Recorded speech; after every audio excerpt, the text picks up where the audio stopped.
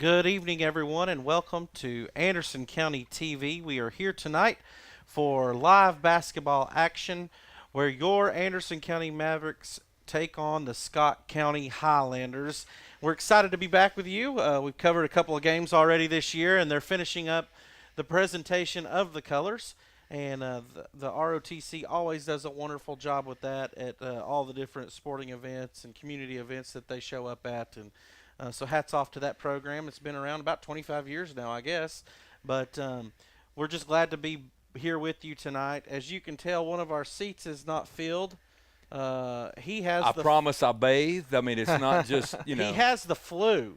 Oh, well, I'm glad. I love Lee, but I'm glad he's And, not didn't you know, bring that. I tried to remind him of the Michael Jordan flu game, Sure. but he bailed out tonight. So, Lee, we hope you feel better, and but we're glad to be here with you. As always, Dallas is over there holding down the fort. He's normally a man of few words, but the last couple of games he's really picked up his words per show, and and then we call him Uncle D. Darren is with us tonight. So, Darren, I know that you had an opportunity to speak with the coaches before tonight's game, and I know that we'll be bringing on our sideline reporter momentarily. But why don't you tell us a little bit about what they had to share with you today? Yeah, it was an interesting week for the Mavs. They played Friday night, and so I really didn't have a time to bring them into the studio this week and do a coach's show. But I did talk to Coach Couples and Coach Jeffers, and just touched on the game a little bit. And from Coach Couples' point of view, the Lady Mavs, they've won 3 games in a row since we covered them at Clinton, and they lost at Clinton on the road, but they've won the previous 3, and so they're kind of on a run a little bit. And also it's always nice to be back at home. And for those of you who haven't seen Anderson County's new gym with the bleachers and the floor, it looks fantastic. What Mitch is looking to do from a defensive standpoint, and I think if you watch this really closely tonight, Brittany Morrow, who is kind of Scott County's stud, they're going to face guard her and deny her the ball and to do everything they can do to limit her touches. He gave me a number that he would like to keep her touches under. He didn't know if he could meet that, but he felt good if he could do it. And then as far as the Lady Mavs, I mean, Basford's going to get her points. I mean, she's going to score. What he would like to see is some of the other girls on the team who are very capable of scoring to take some shots, to take some of the offensive burden off her, so it's not a Dalton Connect situation where she's coming down the floor and it's give her the ball and go get buckets for us. He would like to see some other folks score. The last time Anderson County and Scott County played, super close game. Scott County won at Scott County 43-40. So I think this is going to be a good game tonight. Dallas, what do you think you'll see tonight from this basketball game? Absolutely. I mean, you have the Lady Mavs. The last game we covered, tough loss to Clinton. I mean, they were just not having some shots that fell, but I mean, everybody has a rough shooting night. So I've not seen Scott County play, but so it should be a pretty good game. So. Yeah, they definitely have some size, and the scoring ability is one of their, Morrow, she averages around 20 points a game, I think. And that's really good for high school basketball, too. So we'll be interested to see what kind of defense they try to put on her, maybe see some double teams, face guarding. It'll probably be more of a boxing one. Oh, nice pass there. Nice shot on the Lady Mavericks. Scott County bringing up the ball. It's going to be I thought she got away with a foul there. Maybe a reach call. So, Dallas, when you get opportunity, why don't you reset for us the lineup, at least for the Mavericks, when you get a chance there. Okay.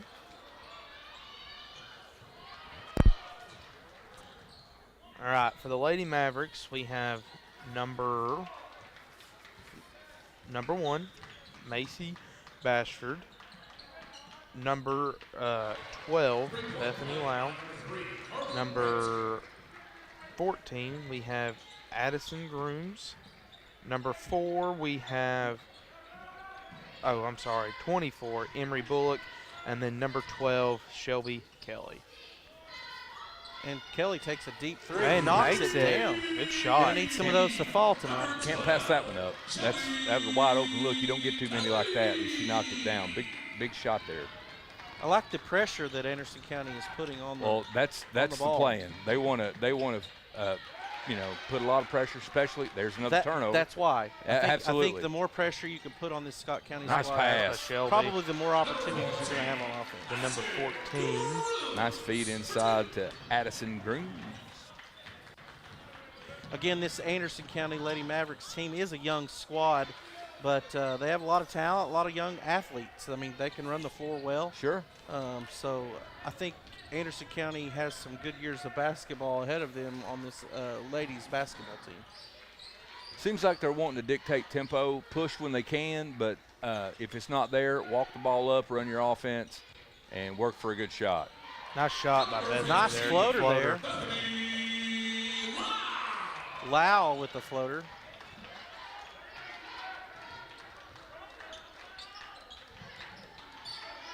It'll be, I think Coach Couples at this rate, he's going to be able to, Deep three he's for going to Scott need to County be and able to drains count on it. his bench tonight.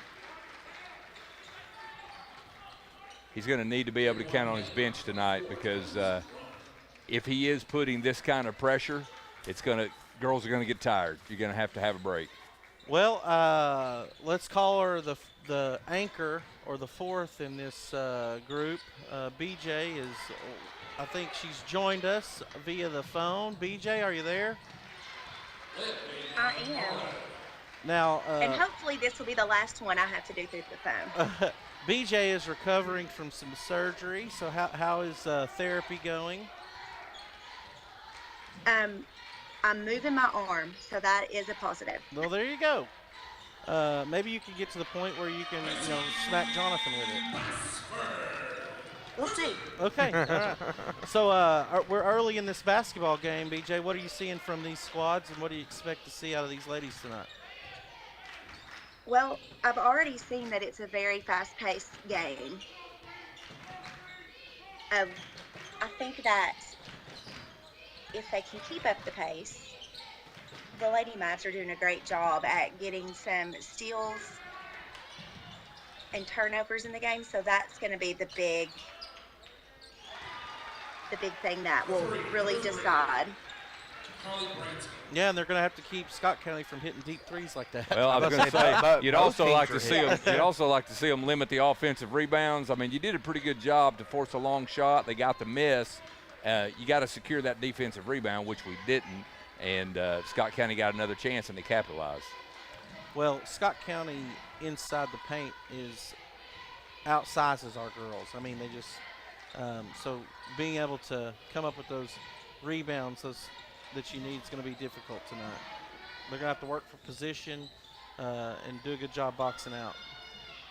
I mean, right now they're just trading threes. Nice shot there by Macy Bashford. Yeah, we've heard that name before. She could definitely shoot it. Yeah, I think last game when we covered, Good she was defensive shooting play very well at Clinton as well. Way to fill the lane and was able to deflect that ball. Good tie up. That should go to Anderson County.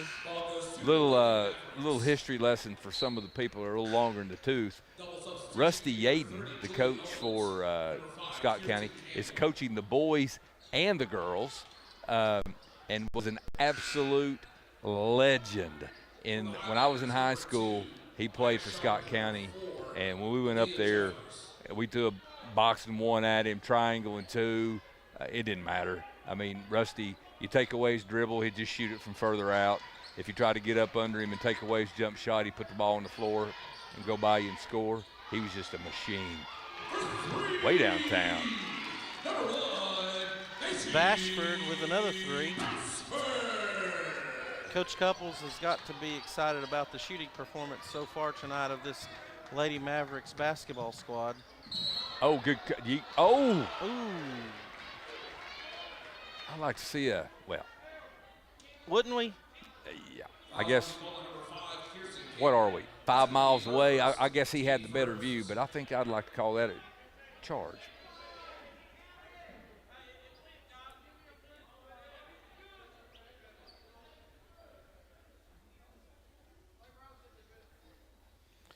I think she got her lip busted or something, as they're going to tend to her. While we have a break in the action, if you if you followed us for very long, you've heard us mention a gentleman by the name of Ricky Williams on this broadcast before. He's normally on the field or on the court shooting photographs. But I ask you guys to please keep Ricky and his family in your thoughts and prayers. And, you know, people know what he's going through. I'm not going to get into it because I'll probably get emotional if I do. But, Ricky, we love you, buddy, and we're praying for you. Nice spin move.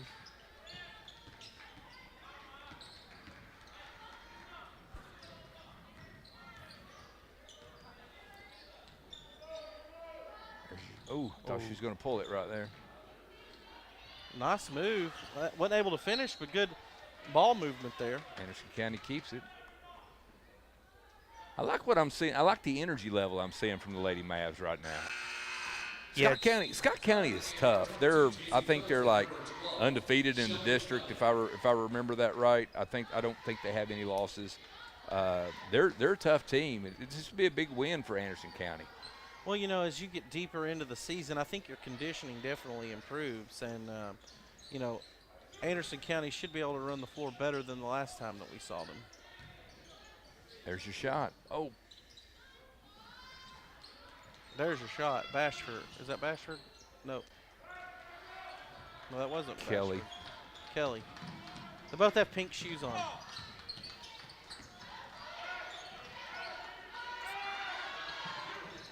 It's a long way to recover from. Oh, Nice rebound, put back. like you said, I don't remember which one it was. Maybe it was Darren said, maybe Jared, but you got to really work on those rebounds because, I mean, if you let the offensive team just keep getting rebound after rebound, they add up really quick. Nice bucket there by Campbell.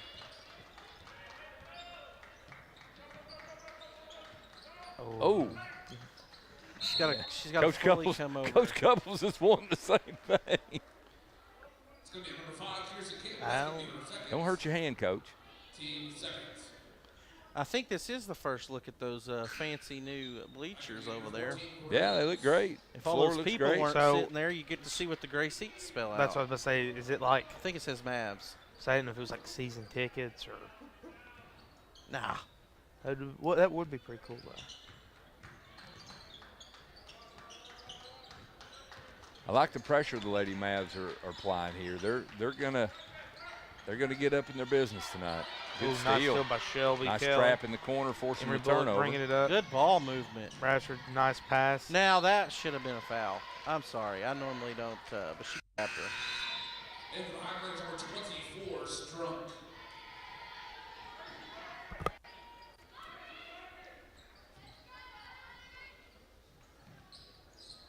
Nice pass. Good shot Nice there by Addison Grooms. I think the Lady Mavs are doing what Coach Couples wanted. I mean, Bassford's getting hers, but they're getting some other girls that are scoring. And this is a whole lot. What was it we had last week, guys? 9. The Lady Mavs put up 9 in first half. Like I said, it's a lot quicker pace. They're really kind of finding their groove. It's always nice to play at home. Oh. She'd had about 7-10 more seconds, I think. So Anderson County's got to be really pleased with how the first quarter went, as they're in the lead by 4. BJ, what'd you see there in the first quarter? Well, there's only one foul for the whole first quarter. So I think the refs are really kind of letting them play. The Lady Mavs have done a great job from the three-point line. Yeah. but so is Scott County. I think they're doing a good job of kind of limiting. Her name's going to escape me. Morrow? Morrow, yeah. I think they're doing a good job of limiting what she's able to do out there on the floor. I think that was definitely part of the game plan coming into tonight. But the pace of play has been exceptional. I like the tempo in which they're playing. It's exciting basketball. This first quarter was quick as a hiccup. I mean, as soon as we got started, it was. I mean, there was a lot of trapping. I really like. I like this first quarter. I mean, this game's going to be close. I mean, these two teams are evenly matched. I think you're going to see an evenly matched, well-fought game the whole time. I think it's going to be entertaining. But I will say, at least from my conversation with Coach Couples, what we saw in the first quarter was exactly what he wanted to see. And he's got a 4-point lead because of it.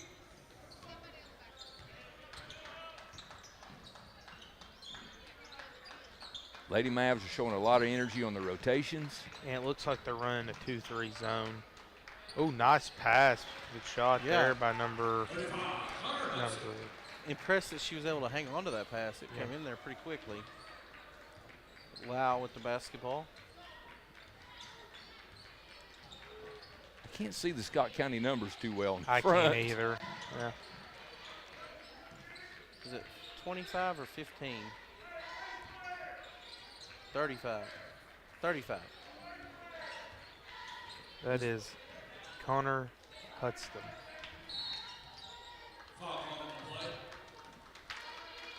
Foul on Addie Rogers. Anderson County's showing a lot of motion on offense. They're pulling everybody. They're running everybody off screens.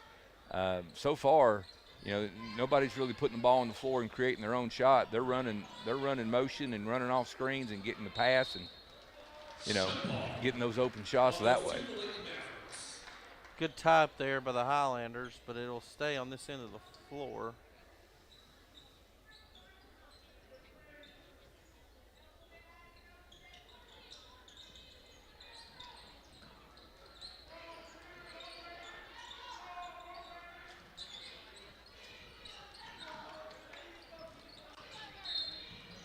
There's a foul on number 2 against Scott County, which is Maya Sharp, freshman. Is that number 2? Yeah.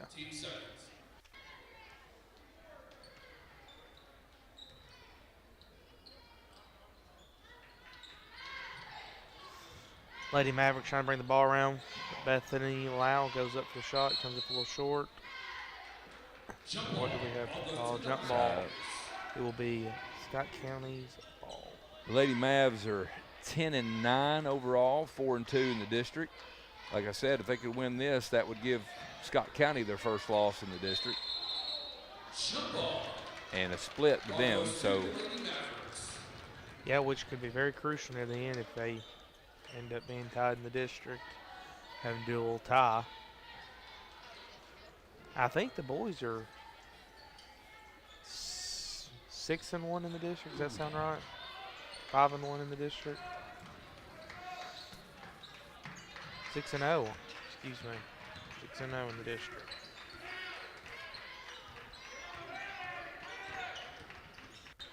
Nice switch.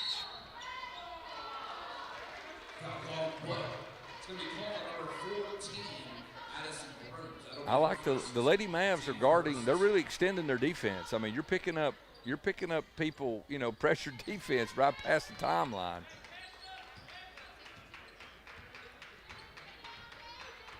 These ladies will sleep well tonight.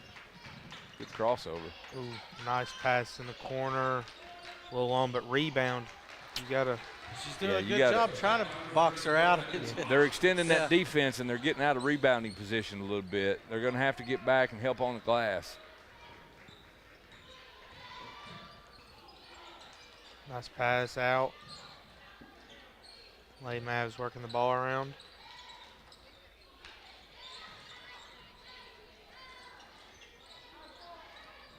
Good pass into the middle. A little too far under the basket to take a shot. Nice pass inside. Nice shot. Way to use the glass. Julia Owens, freshman. Look at the trap in the corner. Nice. Oh, they're going. Oh, they got it up court. Nice shot by number. Addie Rogers. They were all concerned about Morrow, and Rogers is filling it up. They've been swapping blows here in the first half. Both of them have shot really well from beyond the three-point line. Got to be crisp with your passes tonight. Can't be lazy. Ooh, nice shot by Bethany there. Off the glass for 2. So Coach Couples takes a timeout. 4:45 to go here in the first half. And the Anderson County Mavericks cling to a 1-point lead. It's been a lot of action here in the first half, and it's exciting to see this type of basketball. I like this style of basketball. Well, Yeah. they lost 3 points of their first quarter lead. They've got a 1-point lead in the first 4 minutes of this, 3 minutes and some change of this second quarter. I think this is what we're going to see, guys, up and down the court all night. I think you're going to see, I don't expect to see a double-digit lead in this game. I think it's going to be close. I think it's going to come down to who executes what they want to do the best. And it could possibly come to, I see them doing a little line dancing there. Cotton Eye Joe. Yeah. I hope they were paying attention to Coach Couples as he was, giving instruction there.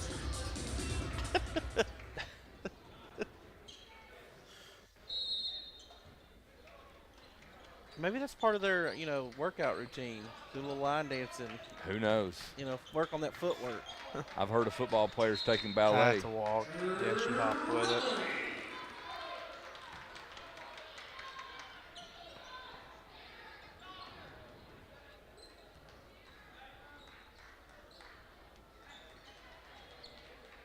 Man, I really like that floor. That looks nice. Yeah, with the different tones. I think it looks cool, but I'm a traditionalist. I It's do like the it. blue football field at Boise State. It drives me insane. I'm glad I'm not a Boise State fan. One of my friends has been for a while.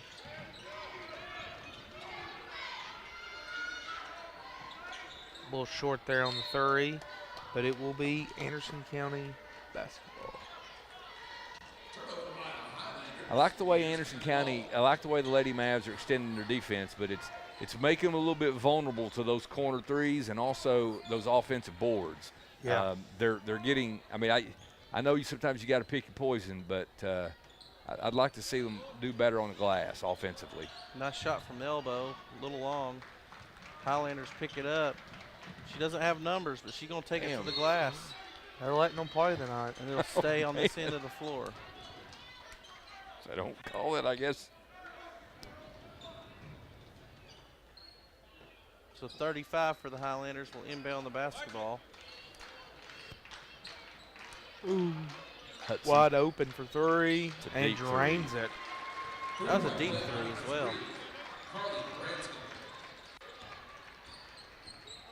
Not sure who that. I couldn't see the number. I'm not sure who pulled that one.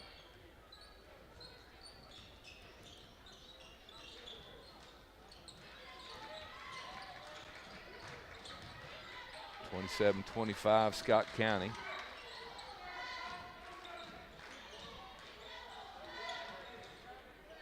Nice shot by Shelby there. Big Mumbo. answer. Senior Shelby Kelly.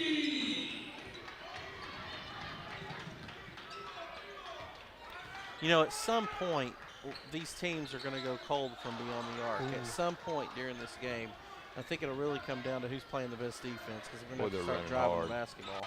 Nice. A sophomore, Bethany Lau, with a runner in the With bank. a steal, too. There's your Bassford. That's quick 4 bucks. The Highlanders are going to take a quick timeout there. And there in a flurry, Anderson County was able to put a few points on the board, and now they're up to a 5-point lead. This is the biggest lead they've had tonight, I think. It's interesting to see that rock fight that we saw last week against Clinton. I mean, both teams. I mean, it was just physical. Offense was absent. It was just, like pulling teeth to get a bucket. Tonight, it's a totally different feel. I mean, you got teams pushing the ball up the floor. Both teams have had stretches of real offensive success. It's just a totally different game, a totally different feel than what we saw against Clinton. Yeah, I mean, like you said, they came out with, I think, 9 points the first half against Clinton. But, I mean, they're coming out right now playing a little bit better defense. They've kind of moved to a 2-3 zone, and, I mean, they're shooting the ball really well from the arc and even inside in the paint, which I think they got a little cold at the Clinton game. So, but like you always says, Coach Jeffers always says, halftime score. Doesn't mean much, right? It doesn't mean matter. much. Yeah. Did you hear that? It was the voice of an angel. Well, the Mavericks are shooting. They're 4 for 6 from the 3-point line. Now that's a percentage So to I think take. they're doing a great job at the 3. That's definitely a percentage. But on the I flip would take. side, Scott County is shooting just as well. They're 5 for 9. Nice pass there, the Bashford, just a little. Oh, off, nice but good offensive. rebound. Uh-oh. Scott County's out. Nice recovery by the Lady Mavs. I thought they were going to get beat down the floor. Nice transition. I like how they're moving their feet. Instead of, reaching and grabbing, they're moving their feet. They're doing a good job of staying in front of the ball. Bassford with her head on a swivel, making sure she doesn't get caught up in a pick. Nice defense by the Lady Mavs. Coach Couples has got to be happy as coaches can Good be. fake out there. Well, There you go. Get that rebound. if BJ was there, she would be there for an awkward halftime interview with Coach Couples to see if he's actually happy or not. I don't think coaches are ever happy until the game's over. Right.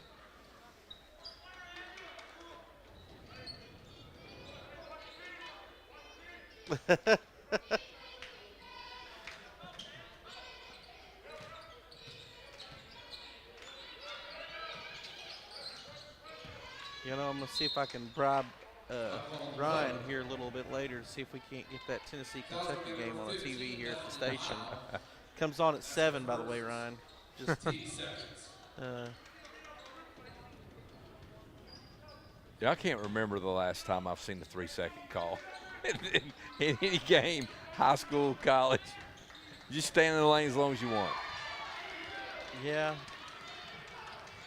That's one of the things that kind of has driven me kind of bonkers over the last, Nice 20 follow. years, is they kind of have abandoned the basics of basketball, especially in the NBA.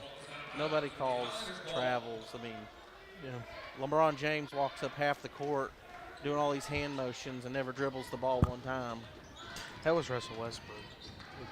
LeBron does it a lot. Yeah, but Russell Westbrook did that one time really bad. Lady Mavs are making me nervous on this offensive glass. Scott County's getting 2 and 3 looks every time down the floor. Deep 3 for Bashford. Yeah, but the good thing is they're not hitting them. Well, we Because got for the last 2 minutes. Go ahead and say it, Dallas. What does Coach Jeffers always tell us? Halftime Does score not don't matter. There you go. Because for the last 2 minutes, the score hasn't changed. They've both gone a little cold. I mean, it's like Anderson County, if the Lady Mavs don't get a turnover or a steal, they, Scott County gets 3 tries at it on their side. They've got some good side girls, that's for sure.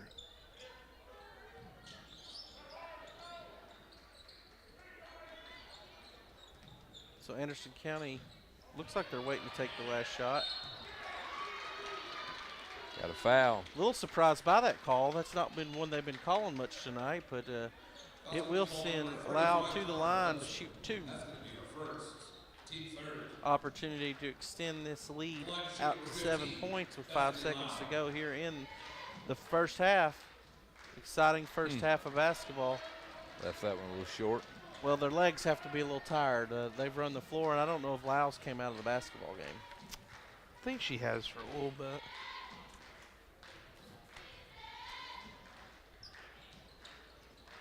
There you go. Got to play good defense for 5 seconds. Deep three, and just off back of the iron.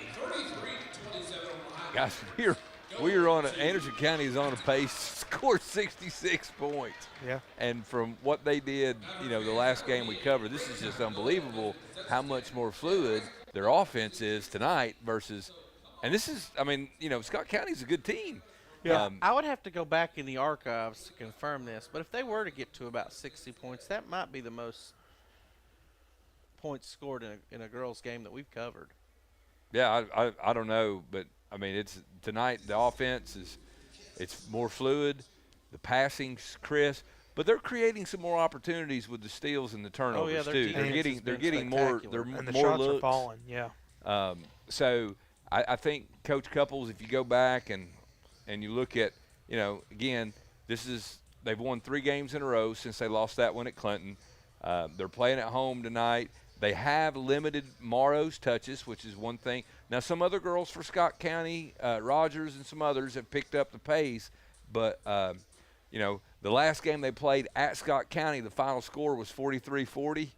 We're pretty close to that right now after a half of basketball. So, but you go into the locker room, you're up by 6, but it's a halftime score. Halftime score. Yeah. So, BJ, what kind of special stats you got for us? Well, they went cold in the second half, in the second quarter. So I'm hoping that they can do a little bit better when they come back. Yeah, they were shooting like, For the third. 70%, and then they missed their 4 threes there towards the end of the first half. So I would say that number has dropped drastically. But still, they've done a really good job tonight distributing the basketball. The Lady Mavs went 4 for 8 in the first half at the 3-point line. You'll take a 50% 3-point percentage All day. any day. Absolutely. All day. Yeah. Mm-hmm. And twice on Absolutely. Sundays. Just got to say it. You have to. And that's yeah. exactly what Scott County was shooting from the 3-point line. So they're 5 for 10, is that right? Something like that? Yes, Okay. 5 for 10.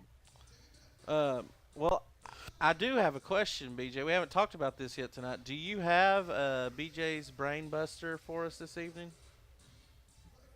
I do have one. Oh, man. You got a little teaser for us? Because we normally do that between the games, but you got a little teaser for us? Last week you came to us with one that was geared towards. it was a little biased. Ancient. That's what we're going to Yeah. call it. Ancient. A little biased. But I do want to make mention. I'm pretty proud of myself. I found multiple coaches that were head coaches at both. So there were more than one. Yeah. There were more than Right. one. So.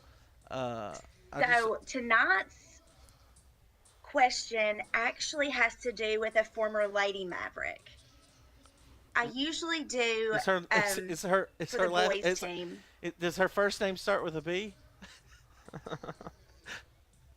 No. So it's not. I it's am not throwing you? it way back to Darren's time again. Oh. Nice. When dinosaurs roamed the earth, BJ. Did you go to school with Shelly Sexton? No, I went to school with Jenny and Ashley. Okay. But Shelly went to school with my brothers. Okay. So Well, if I were a that's bet who man, I'm who gonna our guess- question is about tonight. If I were a bet man, it may have something to do with those ladies. So We'll see. We'll see. Well, while we're talking about it, Darren, you have your new show. Have you shot the next episode yet? No, we'll be shooting that one. Hopefully, if everything goes well, we'll be shooting that next week, I think Tuesday night. And then once Ryan cleans up all my mistakes and we get it all edited and ready to go, probably maybe at the end of next week, it'll be ready to air. Still not ready to announce who it is. Oh, yeah. But I think you'll be super impressed. I think folks will really enjoy it. We'll see how long it goes. If I can get this person talking, it may be a whole lot longer than an hour. So we'll see. But it's a two-part special. It may be, but I'm really looking forward to it. The person has been a really influential in Anderson County history. I think people will enjoy it. If you're looking to see the first one, it was with Jody Wright and Clark Wormsley. You can find that on YouTube at ACTV. And if anyone would like, you can email me or Ryan, and my email address is dleach@acs.ac, and then rsutton@acs.ac. If you have a person you'd like to nominate or recommend that we talk to, we only ask a few things. One, be sure they're willing to be interviewed. Be from Anderson County. Be from Anderson County. Have a name and some contact information and the reasons why you think they'd be a good candidate. So have you had any submissions yet? I have. Oh, absolutely. I've got a list of 4 or 5 people that we've already – but we're doing one a month. So, if we do it for this first season, we'll get 12 in, and then maybe we'll see if Ryan and I both still have a job and anybody watches, we may look at the next one. Well, I know that I really enjoyed the first one. And you've also turned it into a podcast. Yeah, Ryan did. Listen, pretty much I talk to people. Ryan's else that the real talent. Ryan does, yeah. Ryan's the talent. I talk to people and write up some questions, and anything else that happens, Ryan does it. And Ryan's the talent. You're the pretty face. Well, my mom says I got a face for radio, so we'll see. But yeah, after we did the show, he kind of contacted me and said, "Hey, we have a podcast." So you can find it on Spotify, Apple Podcast, Audible. I don't know, wherever you find podcasts, you can find it. If you would like an autograph request, you could also send that to D. Leach at ACS. And I'll sign those for free because that's exactly how much it's worth. I think I'm going to see if I can work up some maybe 8x10s. Yes. You, yeah. Please do that. With you holding some drumsticks or something. Yeah, that was another time too. Okay. Well, it's always a good time to get to come and hang out with these guys and gals here at the station. And BJ, we wish you were here with us, or at least over at the court. What do you expect for Anderson County to have here in the second half? I know the simple answer is continue to shoot the basketball from beyond the three-point arc at the same clip that they have been in the first half.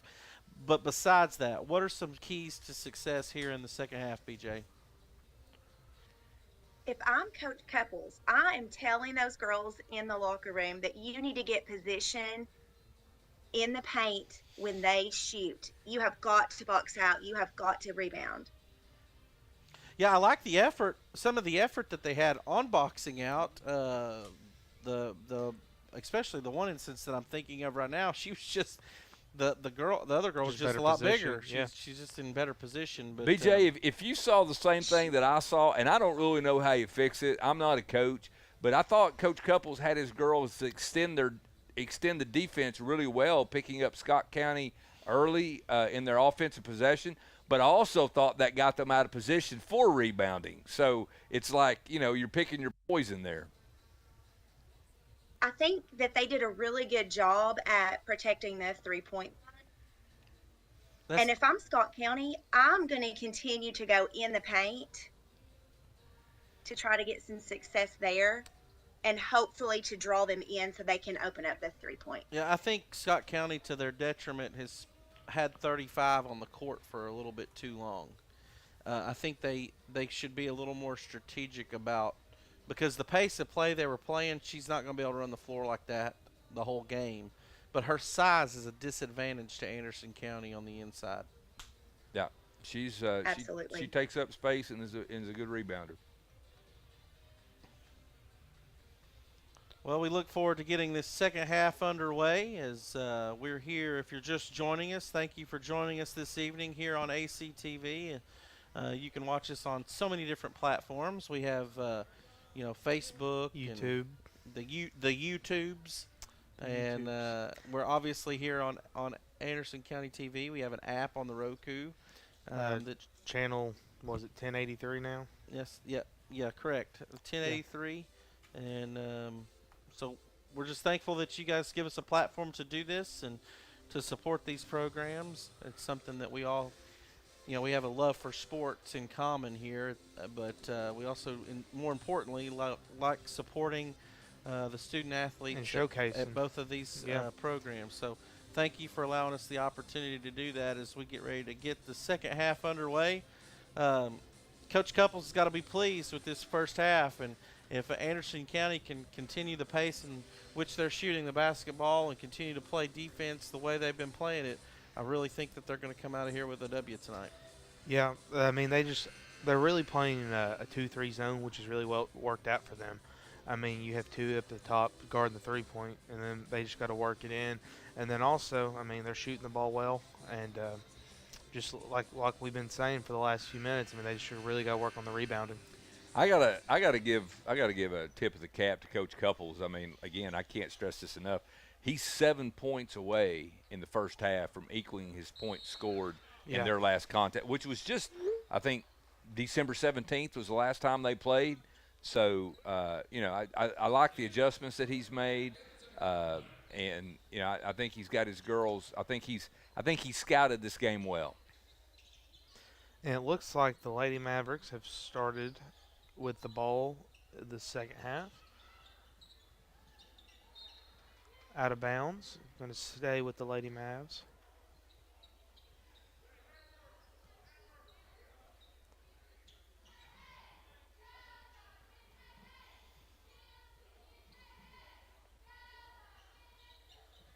Working the ball around at the top of the key. Bullock trying to drive she's in. open. Passed it out. I like the cut to the basket she made.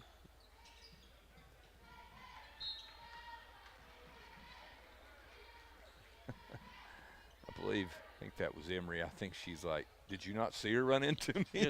Was that not a push?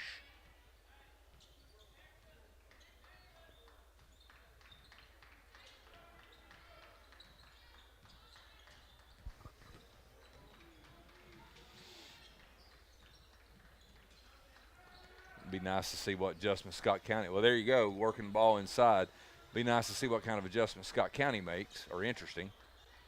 Step to the double team. Tried this.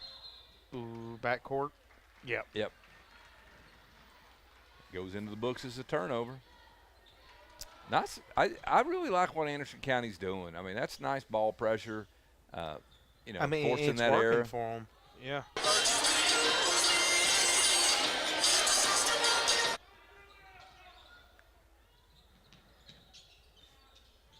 Bastard with the ball past the Bullock. Now to Shelby Kelly.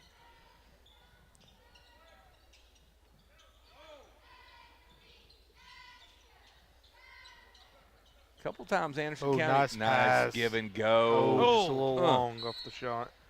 Anderson County, they didn't work the ball inside, but twice on that last possession, Anderson County ran set up post. I mean, they had Bassford in the lane posting. That's a new little wrinkle.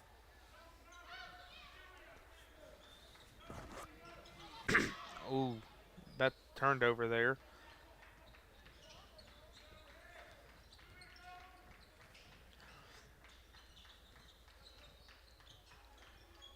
Top of key. Drains it. She got some range, too.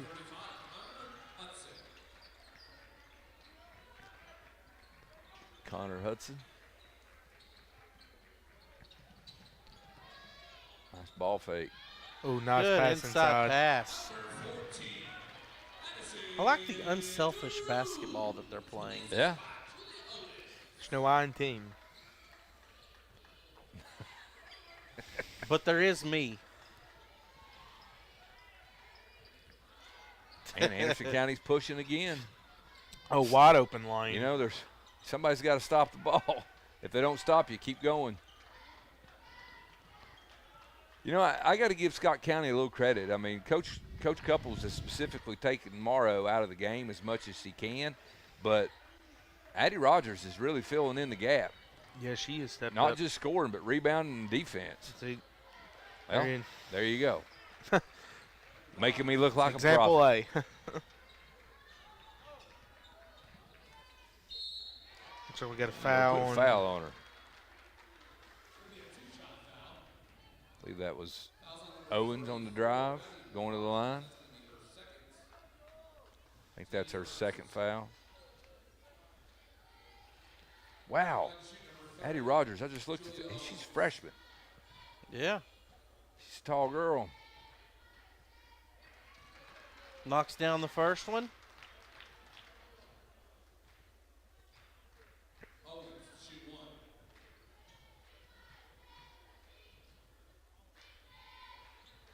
And there's the second one.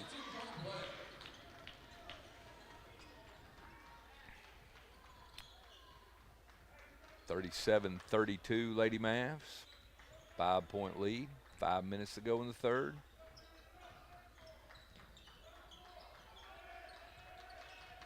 Nice pressure defense, making it hard to even get a handoff.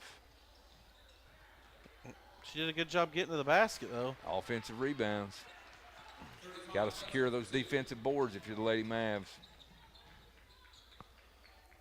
Anderson County, in my opinion, is just running the floor better right now. That's what's It's keeping them this lead.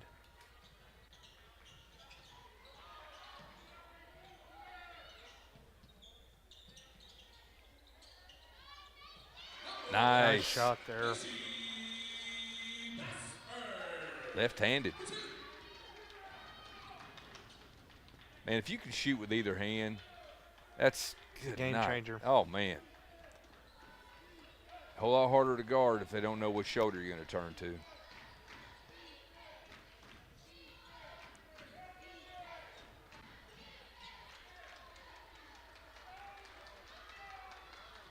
Shelby Got Kelly numbers bringing if up you the hurry. ball. Got numbers if you hurry. ooh, wide open. Ooh, just little ran long. out. Yeah, don't get called for a foul there. It's not worth it.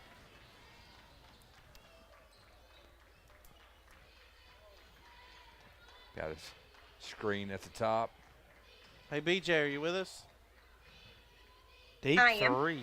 Nice What shot. color shoes did you wear when you played basketball? Or you were from the When era I where played everybody wore the basketball- same, right? Yes. And I'm a little salty about that because I like all of the different shoes. All right. When I was in middle school, they all had the same. And partly, I think it was freshman, sophomore year, they all had the same. But it's been recently they let them switch.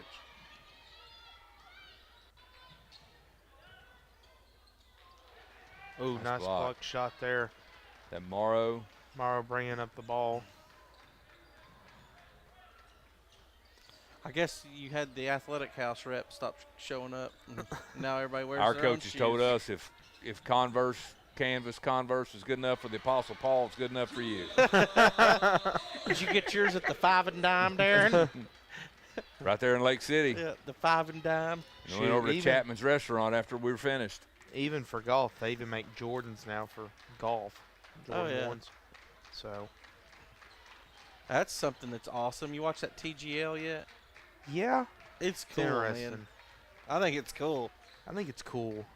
It's a It's better different. it's better TV viewing than regular golf I unless agree. it's the Ryder To an Cup or the extent. Masters. To an extent, yeah. You know, I'm starting to get a little concerned about. I think Morrow is switching gears here. I don't think she's worried too much about scoring now. She's distributing the ball. I mean, she's like, if you're going to take my What? shot away That from was you, a terrible no call. Deep shot there. Good but nice offensive rebound. board. Yes. There you and go. she made it count. Good job. I'm telling you guys, this is going to be a close game. We're not going to have double-digit separation. No, I don't think we are tonight.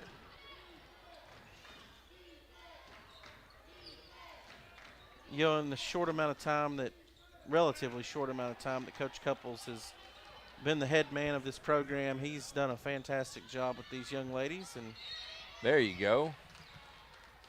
I'll give him a little credit, but Miss Karen, his lovely wife, the best principal ever, she probably is, gets the credit. I'm sure Mitch has heard that before.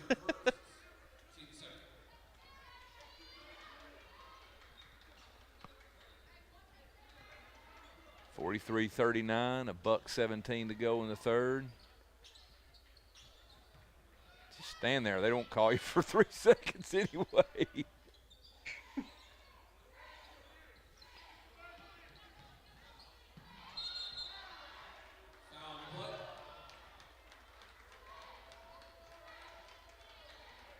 Well, Lady Mavericks the Lady Dragons taking Union County behind the woodshed tonight, beating them by, what was that score again, Ryan?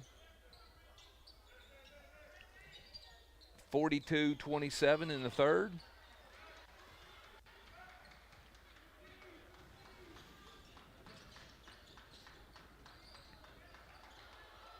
Wide open on Goodness. the inside. That drives Yeah, the coach crazy. that'll get a timeout called in a hurry. Yeah. And that was Morrow to Rogers. Yeah, to your point, Morrow has identified that she's not going to get many great shots tonight, Right. and so she's become a distributor of the basketball. She's done a fantastic Well, job. and with that. if you followed Scott County basketball at all, you might recognize the name Morrow. Her brother played for Coach Jeffers.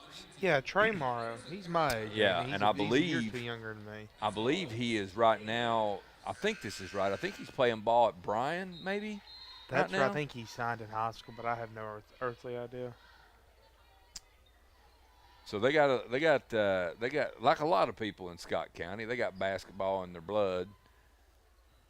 Again, you won't find a better Scott County like Rusty Aiden there. Jeffers was a good player. He's a good coach too. Absolutely. Kyle Keaton, another Scott County good ball player. They got a long history of it. Also has a financial services Indeed, he does. here in Clinton.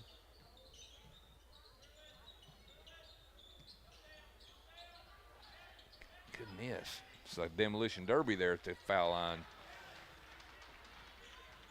Turn it over.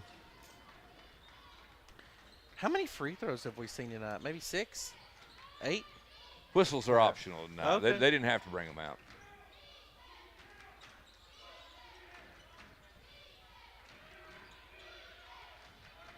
Ten seconds.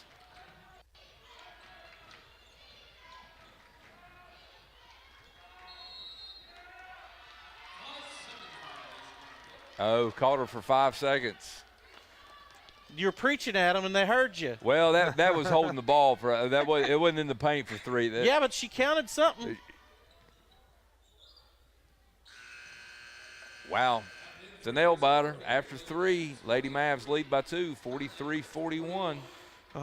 Well, with 8 minutes to go, we're going to have us a barn burner as we finish up this first game of the doubleheader tonight, as we're bringing you live basketball action from the Anderson County basketball arena. Things kind of slowed down a little bit offensively. The Lady Mavs put 10 on the board in that quarter, and they lost a bit of their lead, now holding a lead by 2.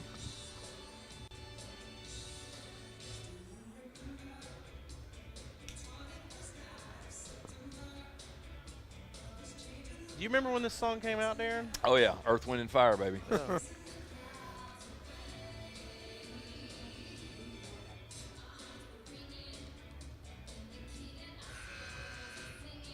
If that ain't Earth, Wind, and Fire, I don't know who that is.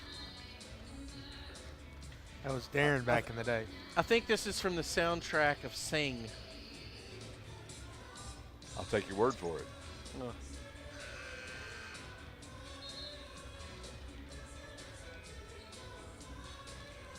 You know, we got another Scott County legend that'll be on the court tonight with Coach Jeffers. Yeah. You know who that is? Who's that?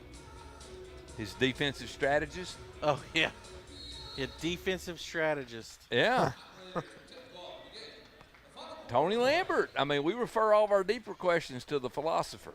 Coach TL. That's it. Get on there you go. Go.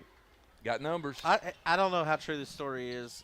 I believe him. Nice. I don't have any reason not to believe him, but Coach Lambert worked in the coal mines for a short amount of time, he decided that school teaching would be better. Nice play there by Bassford.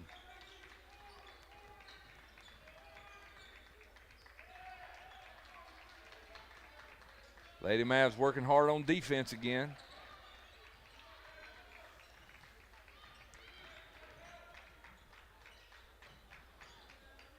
A little long on the shot there, but rebounded. Offensive board. There's an Ooh, open wide look. open three. Ooh, you got to Long. knock There you real go. long. Get the board. Get the board. They got numbers. She throws it up Oh, the nice floor. pass. Nice, good pass. And he gets the foul.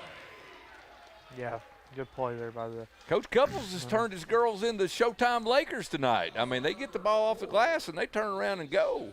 I think he's been watching some of those Lady Vols basketball games because this is kind of the style they play. So It is. Lost a heartbreaker last night you to ain't kidding. I was South there. Carolina. It's hard to watch in person. You gotta. I mean, it's either it's borderline crazy, but They you know, didn't she shoot had a that well. child a week ago, Yeah. Yeah. and she's out there coaching. That's borderline crazy, but And I Yeah. have to say, as a woman that has had a child, I applaud her because I have no idea how she could do that. That's she her is first. Definitely one strong that was her first. woman. But congratulations to her and her husband on their first child. Lady Mavs pushed their lead back out to 6. Kid's not a week old and got a feature on ESPN. How long did it take Nice you to shot get your there. feature on ESPN, Jerry? I still haven't been on ESPN. You hang in there. I think Still I'm gonna got call the time. Paul Feinbaum show and. Hey, you think you can get me on with McGee? No. Oh, nice pivot. Hey, Came up short. you know, if you watch their show, they do like those headlines. Yeah, those hillbilly headlines. Hillbilly headlines. I think I could probably make one of those. You might. Nice shot there. Addison Grooms using the glass. All I need you to do is submit it to him. I'm going to get Darren out there at the Norris Middle School golf matches, be a reporter. There you go. And then we can feature you on ACTV. He's Do like, I have to know anything about golf? No. I'll help you. Norse Middle School's hitting from the middle of this cow pasture. Actually, we don't have to play a course that has a cow pasture. So Groom knocks that one down. And Anderson County's really poured it on here in the fourth. Yeah, they're about to be double digits, as Darren. They're trying to and prove me Darren once wrong. stated that we didn't think we would see double digits. Good defense, nice hands. It's going to be heading back the other direction as she tried to save it.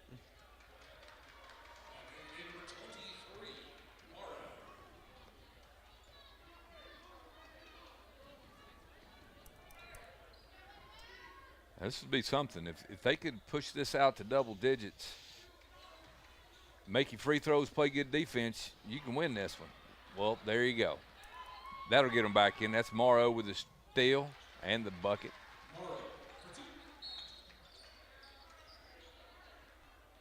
It's her third, I believe. It Abby is her Rogers. third. At this point, I don't believe you'll see anybody coming out until they get 5. Unless they're just coming out because they can't keep up and down the pace. You're probably right. Ooh. Will that be number 4? No, 24. I thought that was 34 there for a minute. It's her second. That's on Callie Strunk, a sophomore. Sophomore.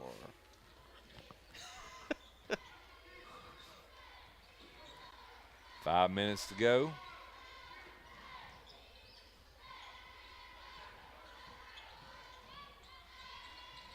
Ooh. Good Nice rebound. offensive rebound. Just a little strong on the putback. Got to stop ball. Got to stop ball, shooters.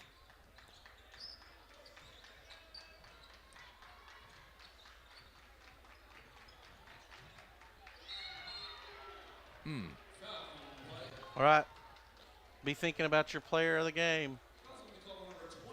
Dallas, Darren, BJ, be thinking about your player of the game tonight. Tell you what, that's going to be a hard choice. I mean, you're going to have a leading scorer, but, I mean, Emory Bullock's been doing a lot of the ball handling. You've got, I mean, their offense, the Lady Mavs offense tonight has been really team-oriented, setting screens, cutting off the ball, cutting off screens. I mean, it's been a good performance, good team performance.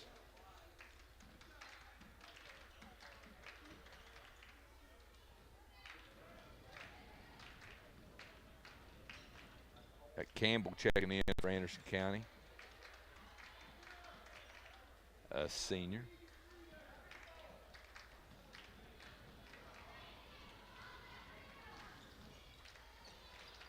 A little long on the second one. Nice pass over to Lau. Emory Bullock open. Ooh, little long.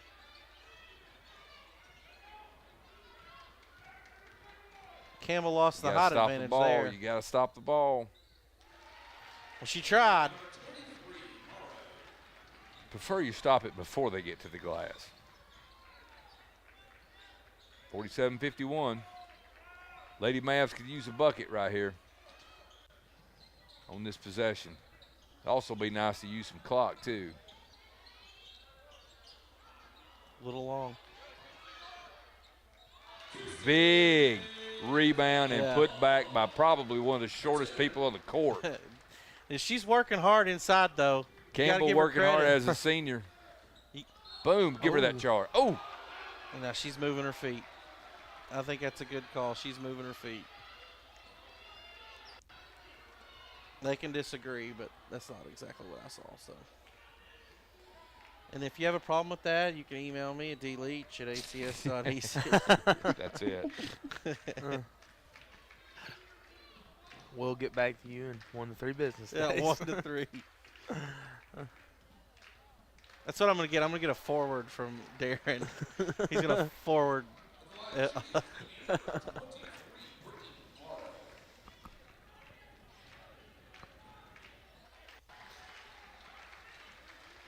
All right, we got a 4-point game here with about 3:30 left to go. Oh, that's a travel.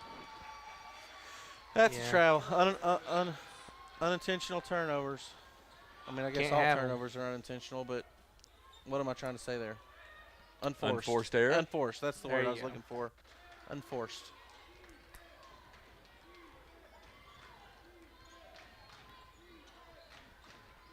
Got to dig in here, ladies. Protect this lead. Quick hands, quick hands. Boy, they're letting them play. Oh, Campbell's working it down there. Look at her. She's doing the best she can. Get on the floor. Look at that. I think that was a little quick whistle. for my Maybe it was taste. to yeah, save I some don't carnage. think that was. Collateral damage. 3 minutes to go. Told you we're going to have a good game tonight, guys. Tell you what, Campbell has come in here late in this fourth like a wrecking ball. Yeah. Gotta love her energy.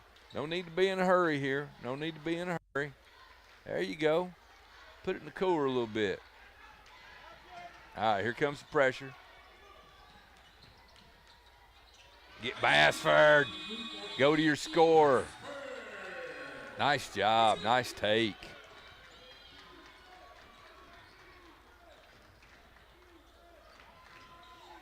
This is going to look for Morrow to ignite their offense, whatever they do here, whether it's with a bucket or pass.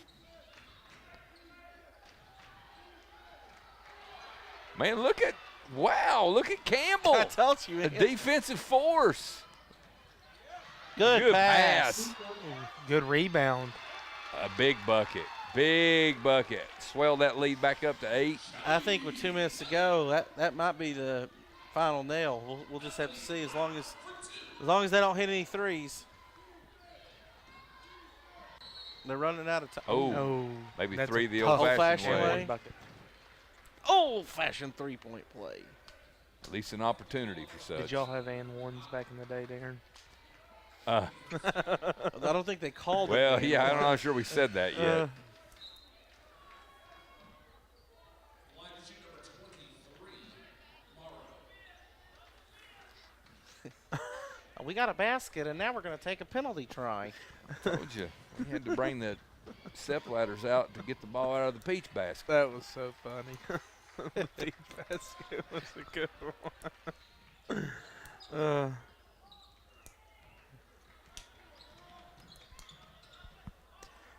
Well, he's talking about how his basketball switched over 20 years, and yeah, I was one. Grandpa Leach cured the leather you made your basketball out of, didn't he? That's it. Had to kill the cow. 57-52, buck 34. Timeout. Guys, it's still a ball game. It's Yeah. still a ball game. But as I said, you play good defense, protect the ball, play good defense, And hit your free throws. You're in a good position. I take full responsibility for that three-point play. Look at those girls sitting down on the bench. They're gassed. Yep. They spent a lot of energy tonight. They both played their hearts out tonight. Yeah, they run the floor well. I mean, 109 points scored so far.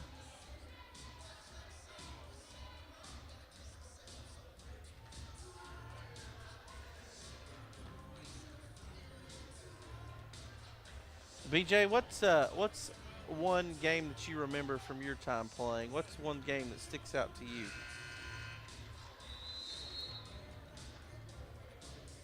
I think it'll probably have to be a Clinton Anderson County game. Yeah.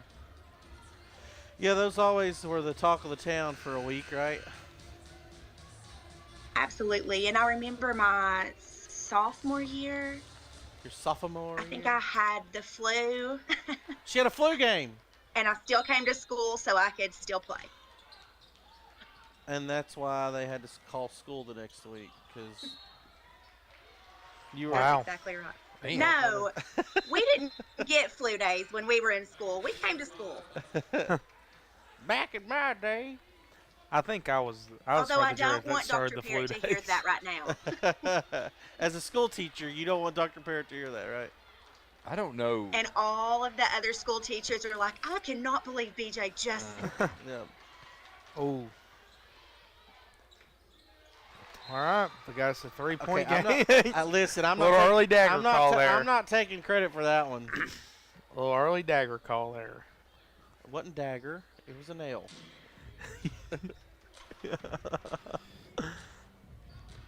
While we have a quick break here, I'm going to take a moment to shout out Spring Sports starting up again. I know I do every time. Golf coach. Yeah. All donations to the Norris Middle School golf team can be sent to But boosters. yeah, D Leach at ACS.AC. But hopefully we get to start that up next week. We got a little early season this year. We had our big coaches meeting on Saturday, so got all our schedule set. So actually, technically, our first match is February 25th. Real early. Oh wow! So you only We get have like, an early match. You only this year. get like a month to prepare. Yeah. So that we had a 2.5-hour coaches meeting on Saturday, so it was good. Like I said, just trying to get everything in place, get ready to go for the season. So pretty excited. This is a huge possession for the Lady Mavs. A bucket here would be critical. I don't like it being a one-possession game. I would like to get this up to a two-possession game. Makes me nervous. Wow. Really? Wow. Really? Wow. Thought 24 was going to shoot that there. Really? Coach Yaden's going to talk about it. Well, we got a timeout. I believe he called it, yeah. Wow. That was a lot of contact with no whistle.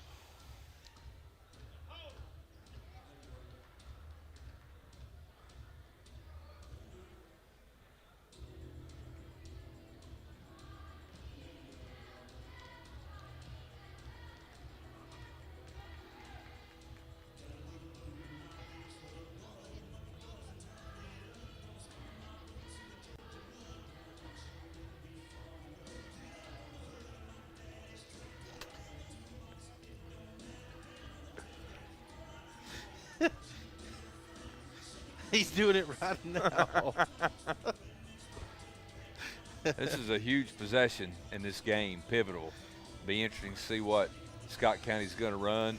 No matter what they do, I think Morrow's going to be the trigger. I mean, she'll either try to take it to the basket or drive and draw defense and kick the shooters. Yeah.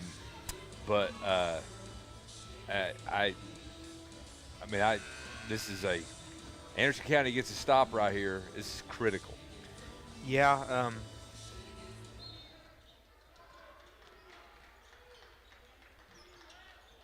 Face Gardner. Deny the Let ball. somebody else beat you. Oh. Well, that's a good turnover. Back. There you go. That's tough for Rogers. She's had a tough game, and she is a freshman. I mean, you're trying to get that ball. You're trying to get that ball to your senior kind of catalyst in Morrow, and tossed it into the backcourt. Now, that's what Anderson County does with the opportunity. Bullock or Lau will get the ball here. Got to help her. Got to help her. Oh, that's going to be a foul. Yep. Little reach-in call there. Is that 5? That'll send them to a 1-and-1.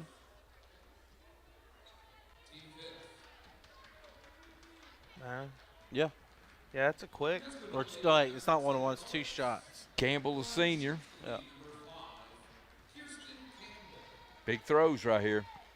Need to get at least one. Make it a 2-possession game. There you go.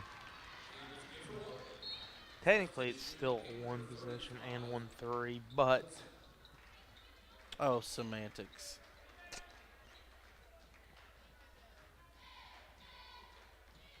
Never doubted it.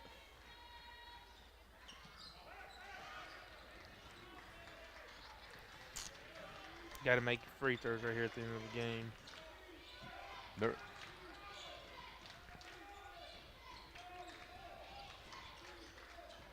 Morrow drives inside. Good tie up there. Oh, Trying to get the shooters roll. and that's the thing that drives me crazy is there's no consistency. That same play happened several times since Campbell's been in the basketball game, and that's the first whistle.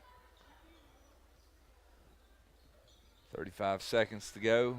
Campbell County or Scott County will inbounds. Yeah, you're going to have to get a shot off quick here. They're just holding the ball. Bam, there's an elbow. Have that for you. Bank that off the rim and off the shoe. Oh, come on, Stripes. Hit her off the shoe.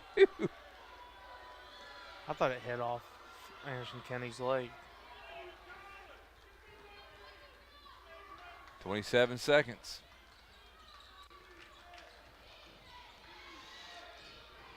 And they're going to have to get it. I mean, Anderson just holding County's the doing a ball. good job with their defense. over the back. Yep. Nice. Good box out. Hold Baited that her. spot. I feel like she kind of baited her a little bit.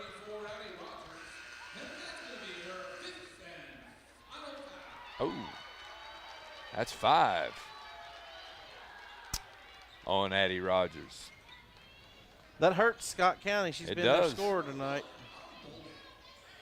Well, if you're watching us instead of ESPN, thank you. But Kentucky is leading 12-4 with First half about score. 5 minutes into the first half. First half score does not matter. Unless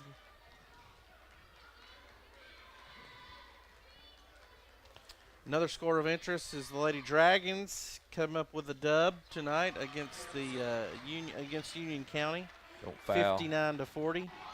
Don't foul. She can't pass it to herself. Come on, Queener. She can't pass it to herself. Call for a travel.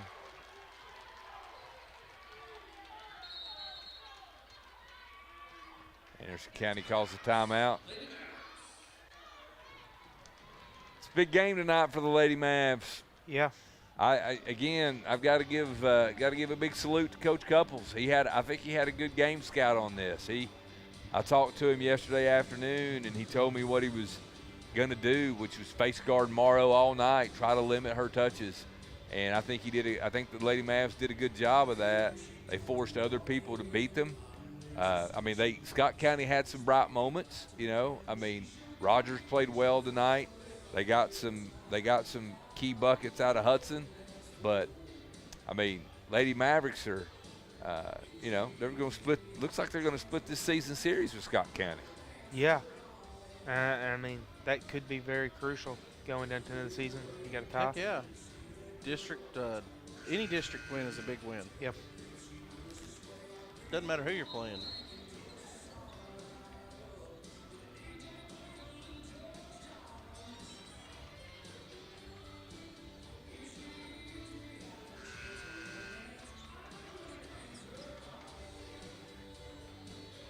I can't decide what her shoes are. Kelly, the inbound, got your senior coming out of a stack there for the Lady Mavs. There's Bullock. She's got the ball, and the clock winds. Yeah, she got to run 4 or 5 seconds off the clock. Good for her. Yeah.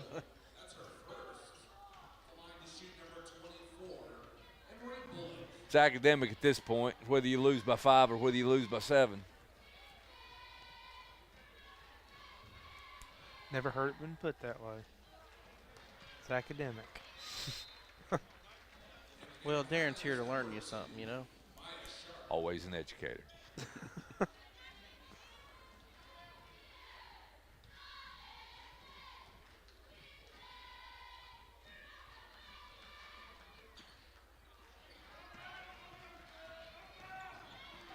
Don't foul. That's right. There's no such thing as a 5-point bucket.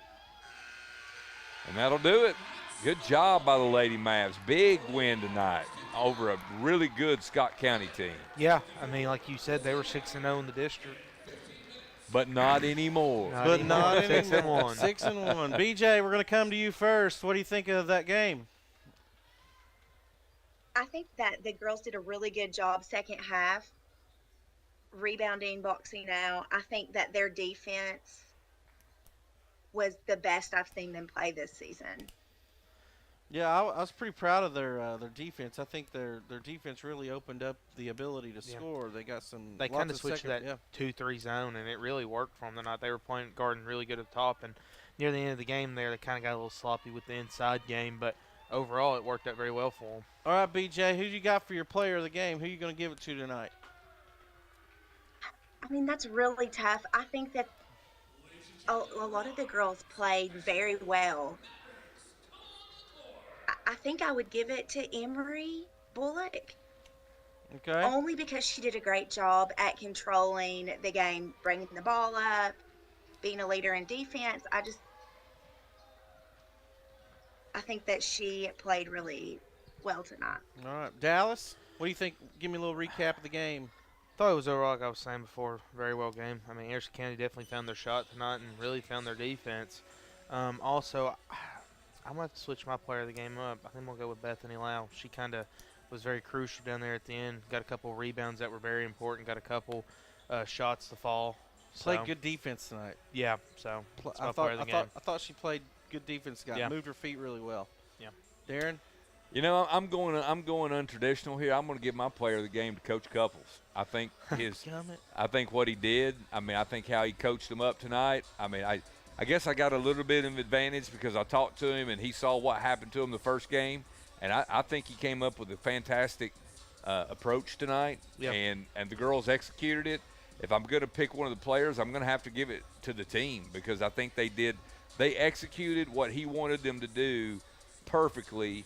They face guarded Morrow all night. They did limit her touches. They forced other people to be scorers. And there were girls that did score, you know, they didn't fill it up like she can. Yeah. And, you know. Yeah, Rogers did a good job tonight. Yeah, he worked Coach Couples worked his girls hard tonight. But at the end of the day, when they lay their head on the pillow this evening and they're tired, they're going to lay their head down as a winner. Yeah, and that pillow's always softer when you lay on it as a winner. That's right. I'd sleep a lot better as a winner. Absolutely. You know, I since Darren took mine, I was going to give it to Couples. Oh. I was saving myself for last, but I'm going to switch mine up then. I'm going to give it to the refs because we got that game in like an hour and 10 minutes. So I'm going to give it to the refs. The whistles, yeah, the whistles were definitely optional tonight. few and far between. So we're going to applaud the Lady Mavericks for a hard-fought win. Both teams played extremely well. It was a great, entertaining basketball game to watch. We got about 12 minutes here. We'll come back in about 10 minutes or so as we will bring in the basketball action for the second game of tonight's doubleheader as the Anderson County Mavericks will take on the Scott County Highlanders. And Coach Jeffers will be facing his former team. So he's been with Anderson County now that he's in his second season, I think. So he'll be facing – is he in third? I think it's his third. Maybe it's his second. I think it's just his second. It's his second, yeah. Because I think, So he'll be facing his former team. So look forward to seeing a good matchup tonight. Scott County has a great basketball tradition. So be sure to stay tuned with us. We're going to take a little break here. You can watch the guys warm up as we got about 11 minutes to go here before the next game. And we'll bring you more basketball action here on ACTV.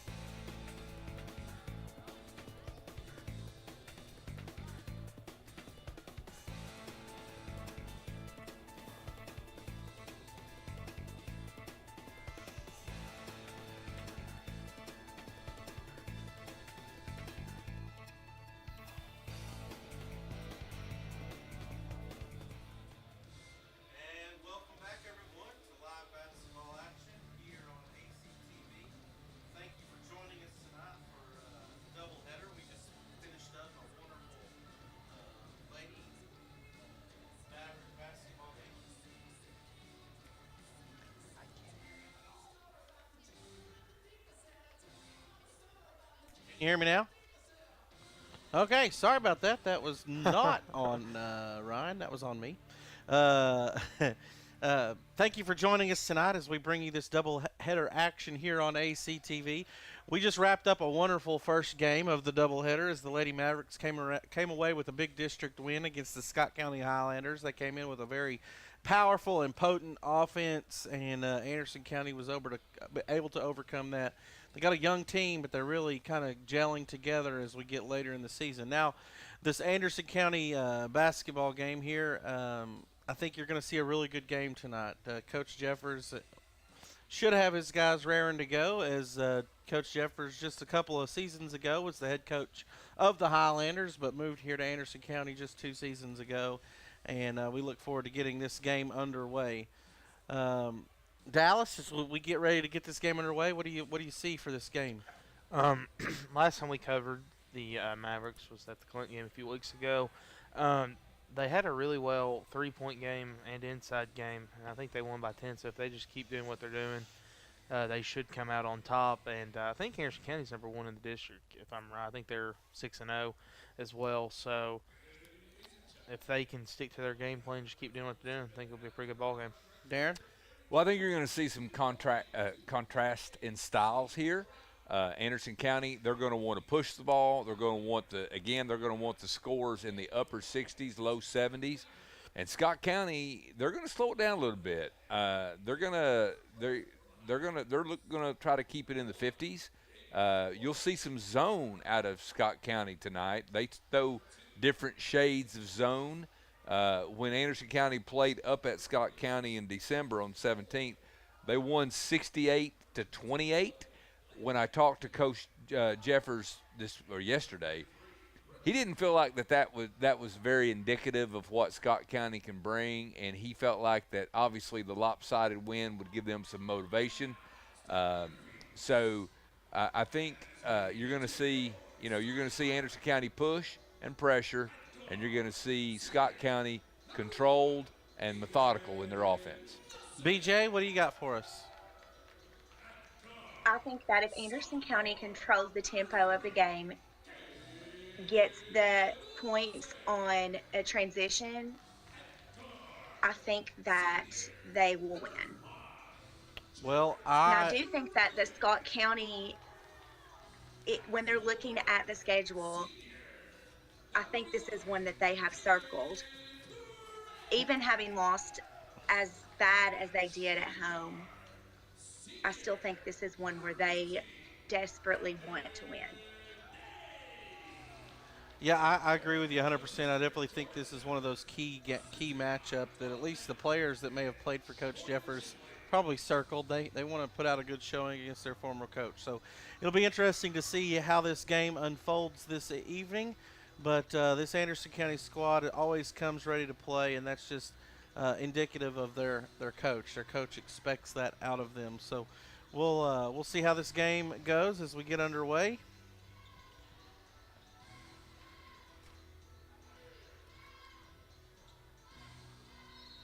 And here we go. Anderson County Maverick basketball is underway. Strickland running the point for the Mavs. Quick pull. Off front Nice iron. rebound. Just a little long Didn't shot there. capitalize, but you like the 2 looks. I mean, you got Yeah. 1 possession, 2 looks, working that offensive glass. Good start for the Mavs, even though they didn't capitalize with points.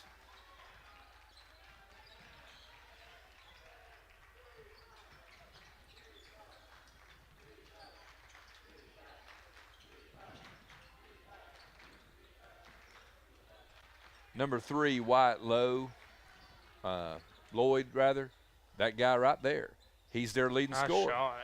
shot. He's the guy that they'll look to do the lion's share of the offensive work as far as point productions tonight, and Anderson County will need to keep an eye on him.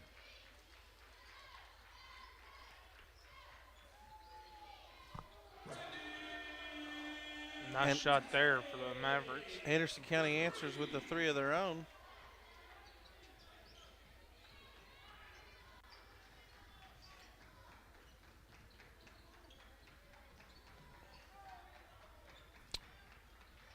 I believe Morgan there, the point guard. I think he, if I remember correctly, I think he transferred to Scott County from Oneida, which is that's an interesting transfer up there. Yeah, crossing the lines, Yeah, that's like transferring from Tennessee to Alabama. something like that. I would be Take remiss for three. if I didn't mention the mullet on the floor. Why don't you get your hair like that, Jared? You know, I would, but I can't stand hair touching my ears. That's fair. I don't have a mullet, but it's the shape of a mullet. Yeah, my brother-in-law had one when I first met him, and my sister put an end to that real quick. Nice. They called it, at the barbershop, they called it a caddy flap. A caddy flap. Well, I've Yeah. always heard it called a Kentucky waterfall, Yeah. which is appropriate as Tennessee and Kentucky are Tennessee and Kentucky are underway. 6 minutes to go or Nice so shot in there the by first Dake. It's 2 offensive half. rebounds for the Mavs. Yeah. Kentucky leads 23-17.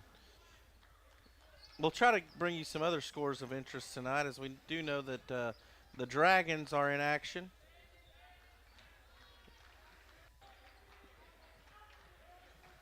And I'm hearing that they just tipped off, and the score is 2-0 Dragons. Yeah, the Dragons have caught a little bit fire since their loss. They say they beat Cumberland Gap the other night by 40 points, and I think they beat Scott County on Friday night, if I'm not mistaken, at Scott County. So nice little 2 wins there for the Dragons. What are those green shoes on the floor there? Those are the Kobe Grinches. Kobe Grinches. Grinches. Ooh, in So and out. some people, yeah, you Third see- offensive board by the so Mavs. He's got the red laces on. And then those red ones, Mhm. they're the reverse Grinches. Hayden Craig All right. crashing the glass for the Mavs, getting the 2. Well, you're a mean one, Mr. Grinch. Nice cut. Yep. Charge. Oh, We knew that was coming. His feet were planted. Yeah, he was there for a while. His feet were planted.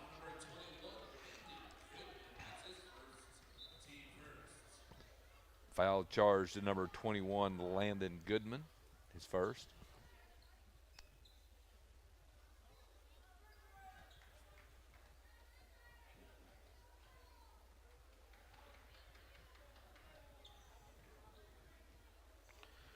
Yeah, it takes them normally a few minutes to kind of settle down, with these games. I look for Anderson County to have kind of filled out Scott County and what kind of defense they're going to be running.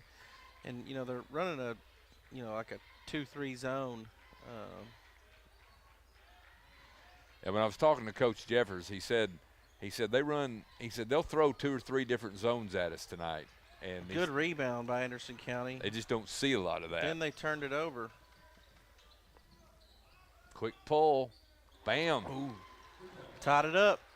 All knotted up at 7. Morgan.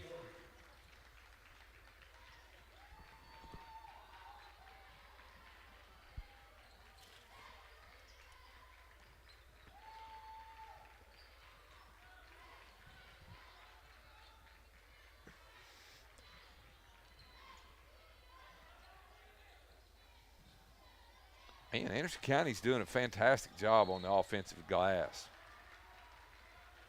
Yeah, they're really getting in there. It's their 4th Doing offensive rebound in 5 minutes. Yeah, right. Yeah, I made notice of that. They're doing a good job of getting those second chance opportunities. Now they've not made all of them. They've not capitalized on many of them. But you got to hope over time it'll pay off.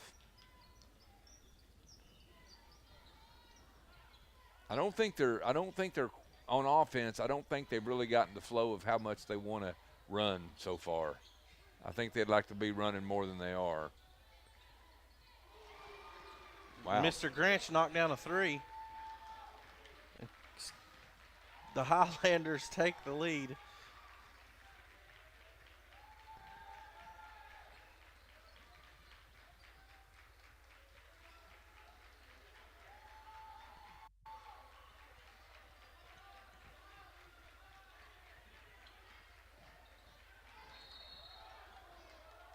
Another jump ball. Should say Anderson County ball. You know, if I were to be playing basketball today, I think I would want to wear goggles. You know, like Some Kareems. some Kareems. What do you think? Can I pull it off? No. That with a sweatband. BJ said no. No. BJ, did you ever have to wear any spectacles? I did not, but I did break my nose one time. Oh, did you get like But it one was in practice. well, did you get one of those masks that they wear now, you know, when they break their face? No. Back in my day, we just toughed it out. Back in your no flu days, no face mask, just pure toughness.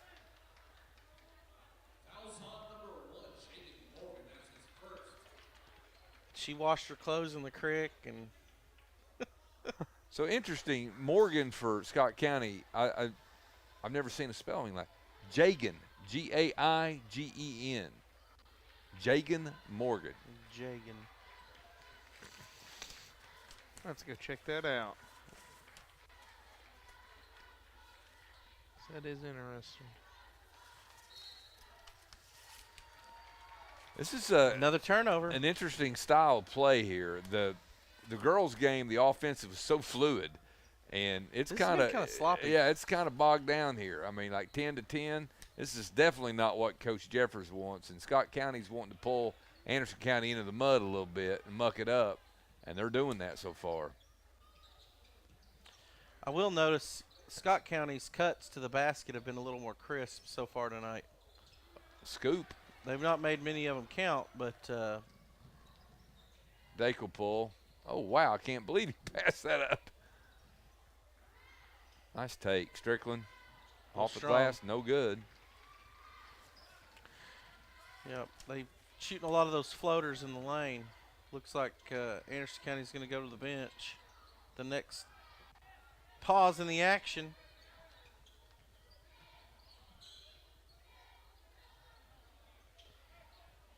Ooh. Good defense. Was a He was rewarded Tough with shot. an unkind rim.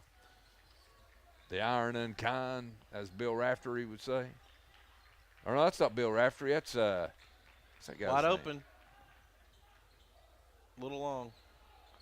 Good Again, second offensive again, rebound second by the chance, Mavs. yeah.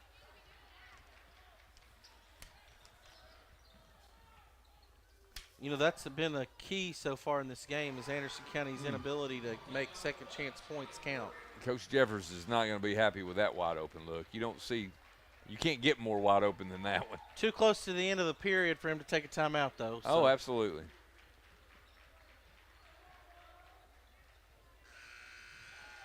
At the buzzer, in the first quarter, Anderson County trails 13-10. And as I said, Scott County's done a great job of dragging Anderson County into the mud in that first 8 minutes. Yeah, Scott County's got to be really pleased with the first 8 minutes of this basketball game. BJ, what are you seeing? What's that expert analysis from the basement? Well, I would say Scott County has done a really great job at controlling the tempo of this game. They've done relatively well from the three-point line. They're 2 for 3. 66%. You take Anderson that all County- day.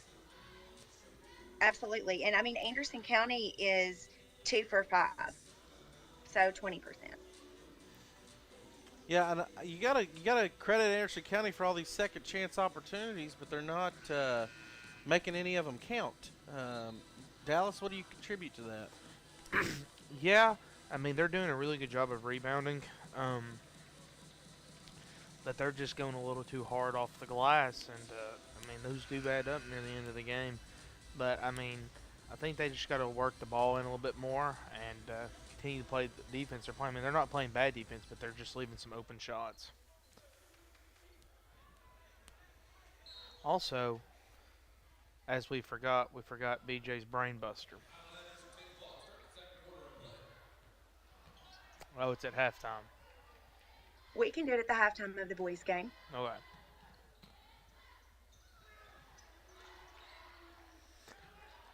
You see, and Nice steal. Yeah, but right back to him. Nice pass.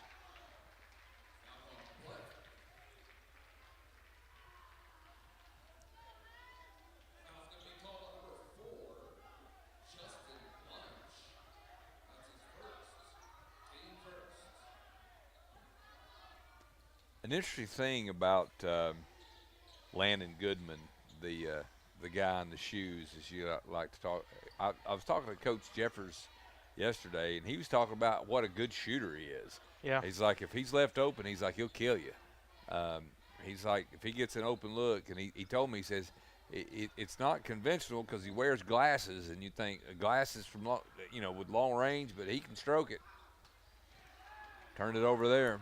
Here comes the man. Nice push. Bam! The one-hand throwdown. Wow. That'll get your crowd excited. Hayden Craig turning one over.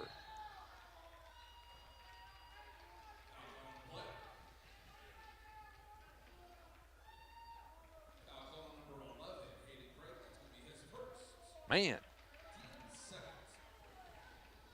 He got up in a hurry. Yeah. A nice dunk. One-hander.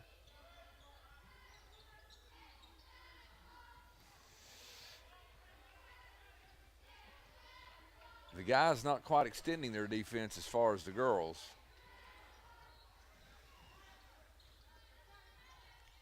Ooh. Good rebound. Yeah. Hayden Craig brings He's up the ball. athletic. Craig is super athletic.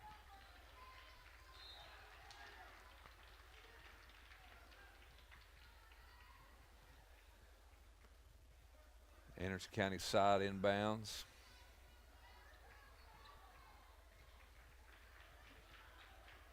Cam Lawson out running the point.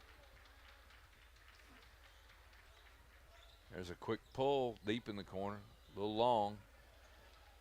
Rebound by Scott County, and here come the Highlanders.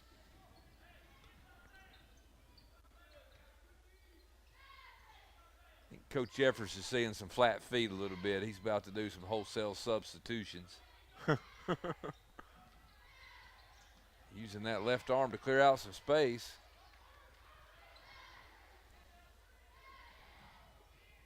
Nice ball fake. This whirling dervish.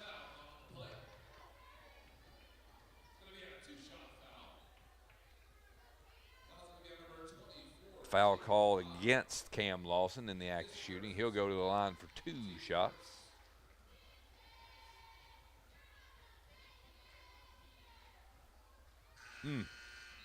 Used every bit of the rim and the backboard. That's what it's there for. That's true. Didn't put it up there for a looking glass, did they? No. Knocks it down. Tennessee trails Kentucky by 2 after a 3-point basket by Jordan Gainey, 30-28, with 1:50 to go in the first. A little long on the layup there. Anderson County rebounds. Hayden Craig bringing up the ball. Kicks it go across court to Dake and rims out. In and out. But rebounded again by the Mavericks and scores Another offensive rebound. You got to know that that's going to come back to bring good things. The offensive rebounding work. Got a second chance opportunity there. Anderson County putting a lot of pressure, full court pressure. Oh, but good Scott shot. County answers.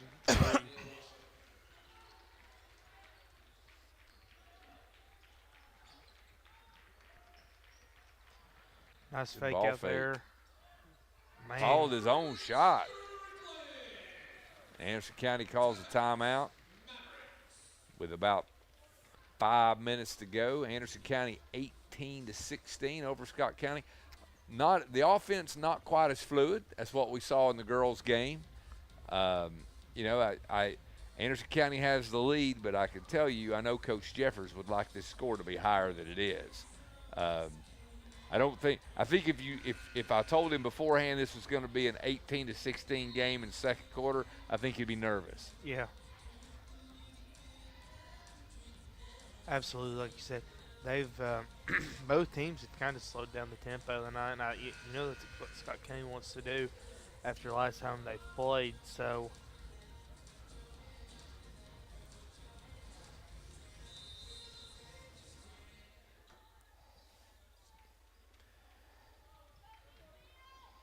Anderson County pressure 94 feet.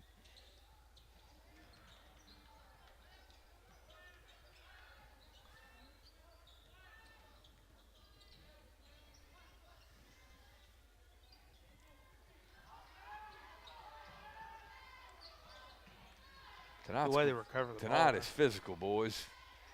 Nice take. Yeah, this refereeing crew has let them play quite a bit tonight. Yep. Maybe somebody's got some dinner warming when they get home.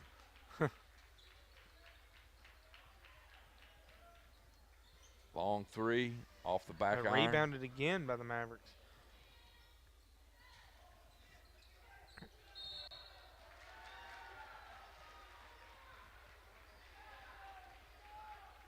Oh, interesting. I don't know if you saw the female official on the right wing, but she was going to call that. She was going to call that a block. I did. I watched that and I was like, And then he called it a charge, and she let it go. All about perspective, I suppose. ooh, he about walked there.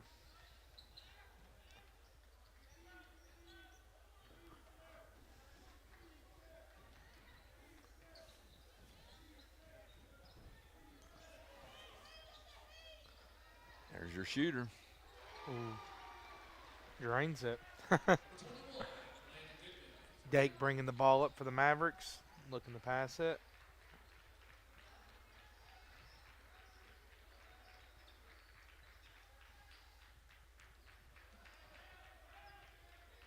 I think the action's a little slower than Coach Jeffers. Nice Oh. cut.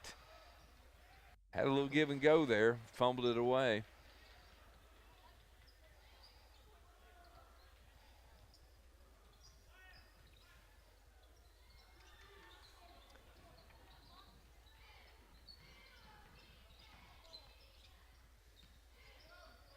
A lot of bodies on the floor. Let the bodies hit the floor. Oh, I think he was out of bounds. That back kills on that line. Anderson County's been playing defense for a long time. Getting a little tired.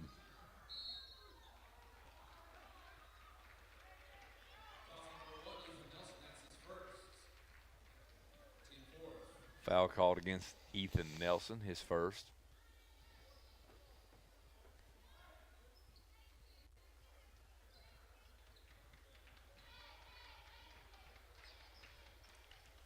Again, the pace of play, right where Scott County wants it.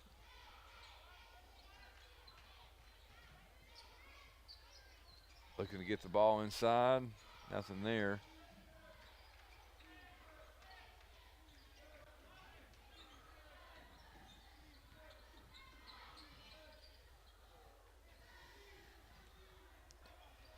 Ooh, wide open three, a little short. There you go.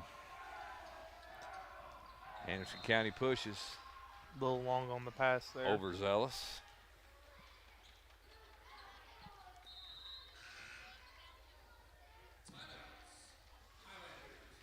Timeout on the floor by Scott County. 2:05 to go before halftime.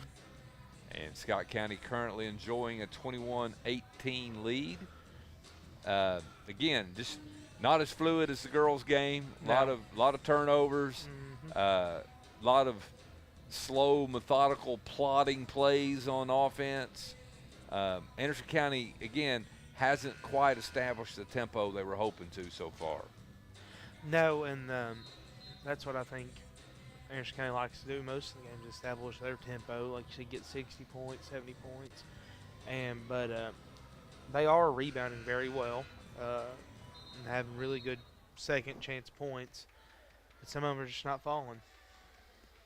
Yeah, I mean, like if you're Coach Jeffers, you got to be happy with what you're seeing on the offensive glass for Anderson County, but you got to capitalize on those opportunities.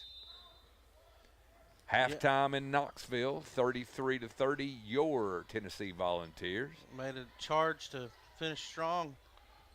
I didn't see it, but I got a notification on my phone. Apparently, Zakai got hurt and had to exit the game. Not good. I didn't see that. It looked like That's he not rolled his good. ankle. What? He rolled his ankle. Rolled his ankle.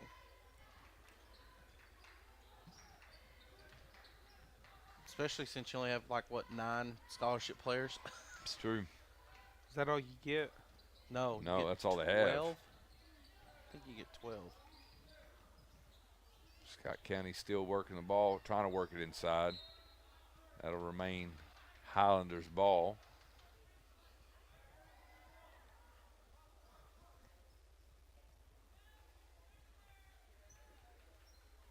.125 to go before half. Playing really good defense right now.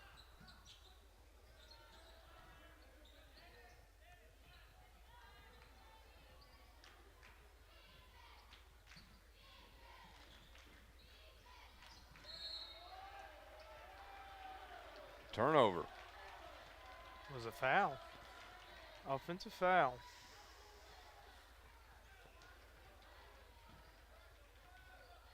See what Anderson County does here in this possession.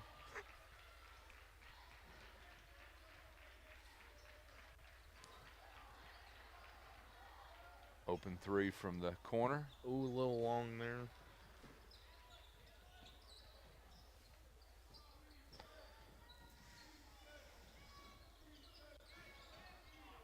See if Scott County holds for the last shot.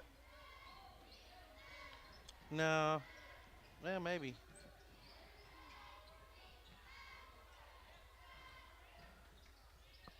They're in no hurry, and they got the lead.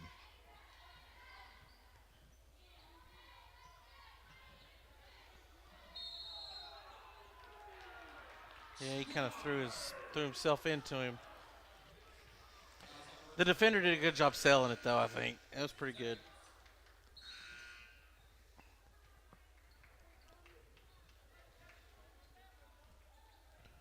Anderson County hit a three here at the buzzer to go in tied. That'd be nice.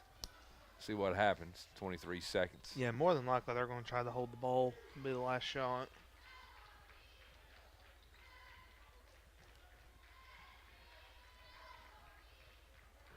Eli Nelson with the ball. Here we trigger at 9.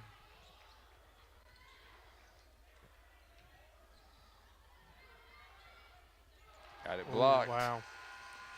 Huge Nice block right there defensive stand. in the first half. After 16 minutes of play, Scott County goes into the half with a 21-18 lead. We're going to go to BJ from the basement. BJ, what did you get there in the first half? This is one of those times that I'm really sad that I'm not able to do my interview with Coach Jeffers going into the locker room. Well, to Darren's point, Darren, when he does these coaches shows, you give Coach Jeffers a prompt, and he can have quite the oratoria when it comes to giving you an answer. So he might spend the majority of the halftime break giving you an answer. He's funny, though. I mean, I know you found it to be true, too, BJ. He's very honest and candid about what he says. And sometimes He is. Sometimes it's quite humorous because he'll tell you what, if you ask him, he'll tell you what he feels about it. Absolutely. And I do think that the boys have played well on getting the rebounds, and they're doing well on defense. They've only held them to 21 points, but we just can't get any shots to fall. Offensively, it's not been our night, that's for sure. But defensively, they've played pretty well as well. They haven't gotten – I don't think offensively they're anywhere close. If you remember, Coach Jeffers told me on the phone last night that he would love for this to be in the upper 60s to low 70s. We're not anywhere close. No. No, it's going to be a dogfight. Yeah, I think – and I think he's probably a little worried right now because, like I said, I mean he's down in the mud. I mean, like this has become a mud wrestling match, and I don't think that's what he wants. Yeah, to be honest with you, I don't think he's worried. I think he's probably ticked. Well, he may be. He may be. I feel the same way. He's definitely got a fiery personality. I'd like to see what his defensive guru, Coach Lambert. Coach Lambert. I'd like to see what he was coaching. Yeah, we got to get the our brain buster, Buster. BJ. We do. So I told you that I was going to talk about former Lady Maverick Shelly Sexton. No, you didn't tell us who. I brought up Shelly Sexton. I tried. Oh, I thought I okay. told you. Okay. But Shelly Sexton, for those that are watching that don't know, played for the Lady Vols and Pat Summit. And won her And first she was national all championship district. with Pat Summit. Yep. She did. And when she played at Anderson County, she was all district, all region, all East Tennessee, Tennessee Valley Player of the Year, East Tennessee Player of the Year, all state 2 times, and all American during her senior season. So she actually averaged 23 points and scored 1,945 points in her career. Which was her at jersey number, Anderson 23, County. by the way. Okay. Yes. But against this particular school, she set a school record for how many points scored in a game. So how many points did she score, and which high school was it against? Huh. Okay. Oh man. You know what, BJ? I don't know. I'm just going to take a stab at it. I'm going to say 44 against Shoo-wee. What's that smell? Powell. I didn't know you were on the cheer squad too, Darren. Well, there's all That kind was of pretty talent. good. Okay. Thanks. Don't tell us yet. Dallas, you got a guess? Oh, I'm I not. was going to go 45, but since he went 44, I'm going to go 48. And I want to go Gibbs. I'm going over 50. She averaged 23. Yeah, she so double. averaged 23 points. So I'm going to go 51. And I'm going to say Clinton. All right. Okay, are those your final answers? Final answers. It was 47 against Calk County. Wow. I had 40. I about went 47. So I'm Cock going to go County. 48. Hey, BJ, I've got a little trivia for you. Uh-oh. Did you know that out of Shelly's 4-year high school career, 3 of those years were played for Lake City? At Lake City High School. That's right. Only one of them was played for Anderson County because the first year of Anderson County High School was Shelly's senior year. Yes. And when she scored her 47 points, they did not have the 3-point line yet. Yeah, that's true. That is right. Yeah, And I actually went to several of her basketball camps through middle school and high school. yeah. Shelly had quite the career, and if I'm not mistaken, I believe that she was one of the captains on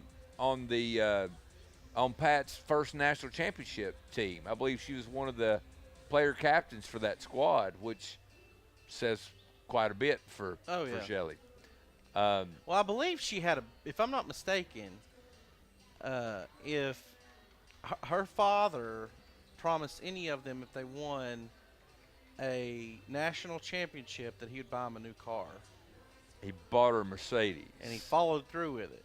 But that wasn't the only one he had to buy. Really? Wade Sexton won a national championship at Furman as a defensive back. Oh, like a Division II? Was that Division II or what?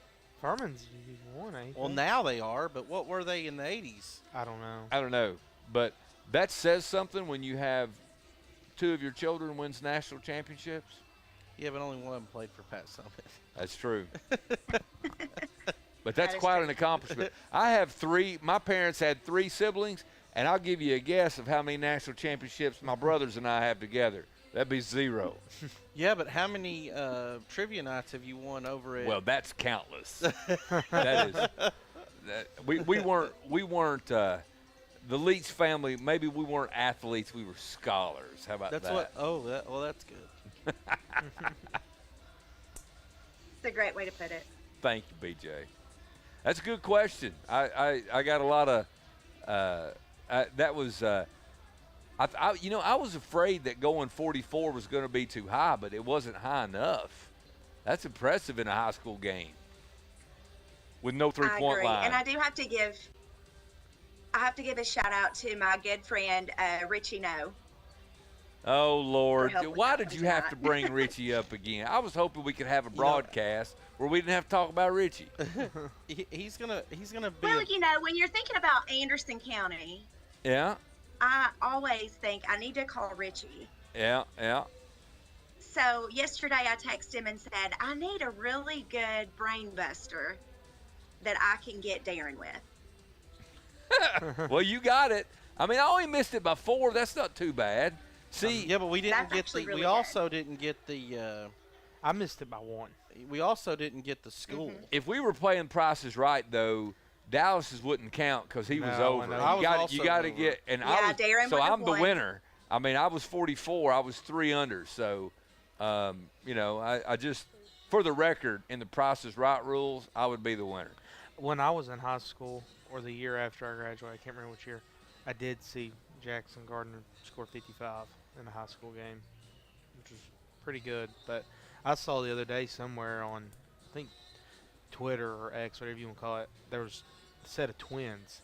One had like 36 assists, and one had 101 points, or something like that, out in California. So, Wow. pretty high scoring game. 101 points, crazy. Somebody's spinning a little Elvis Aaron Presley there at Anderson County Gym. Little Jailhouse Rock.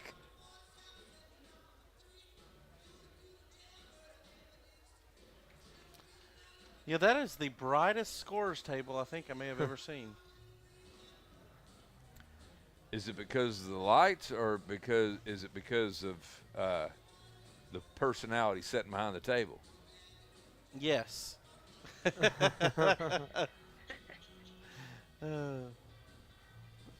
Got Emily Bullock's dad over there, Mr. Disney. Yeah. Mr. Disney. Shout out Mr. Disney. Played a lot of golf Yeah, with him. that man never misses an opportunity to go hit the No, golf I course. played with him a couple times.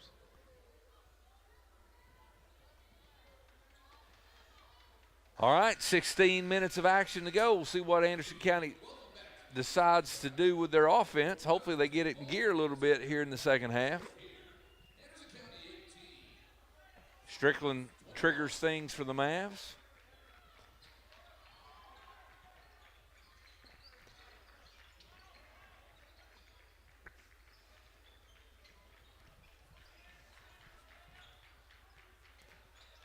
Deep three, off the back of the iron. Rebounded, though. Nice Is that correct? rebound. Touched every bit of the rim. Ethan Nelson from the corner.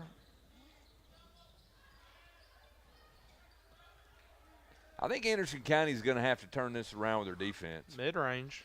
Get some easier shots, force some turnovers, get out in transition, run a little bit.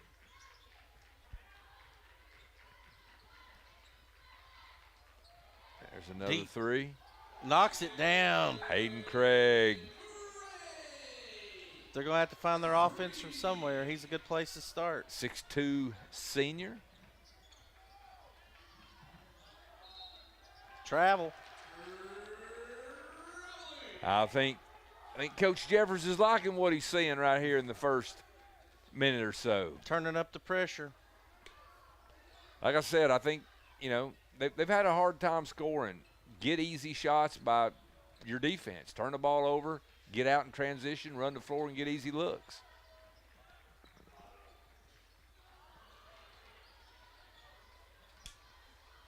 home rim being unkind tonight to the Mavs. There, quick hands. Hayden Craig. Wow, no foul? Guess not.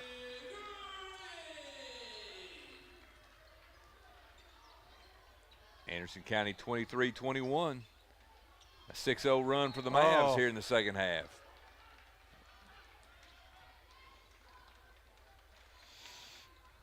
They've definitely turned up the pressure here. Absolutely.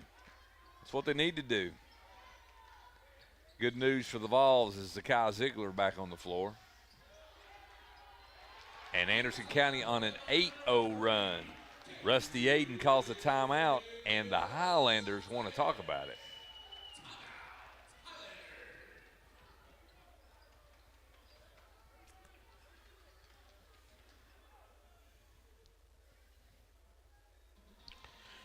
Well, interesting way to start this.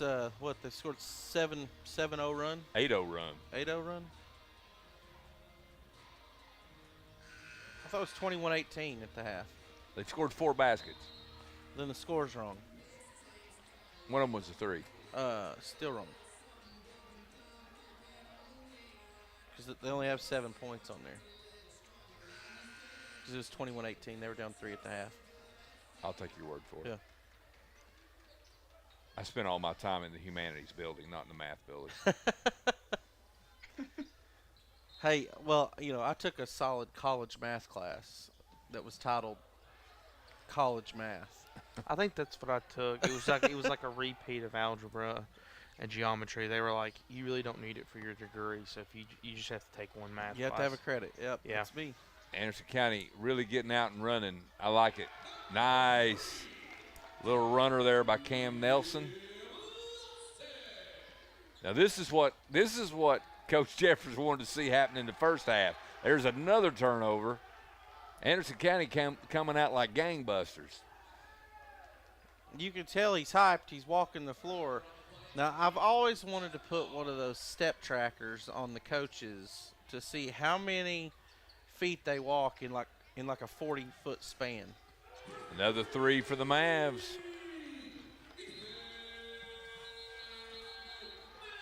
And Scott County calling another timeout. Yeah, they need to stop the bleeding. 2 timeouts by Scott County in less than 3 minutes in the second. And Anderson County has expanded the lead to 30-21. This, what we've seen in 2 minutes, is what Coach Jeffers wanted for the first 16 minutes. His defense is generating easy and open looks for his offense. And I got to tell you, when you're a basketball player, once you see that ball go through the hoop a time or two, you start getting energized. Confidence, yeah. Yeah. Well, and you get a feel for it, too, you know. It's all about muscle memory and some geometry. So I imagine Coach Yaden is telling his guys, hey, can we stop turning the ball over? Make smart passes. Yeah, because them turnovers add up.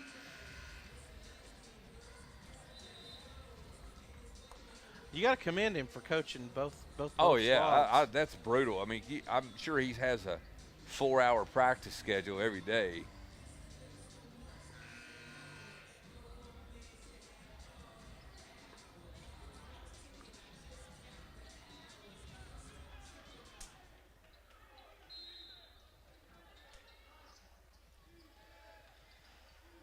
Scott County trying to break the Maverick pressure. They do this time.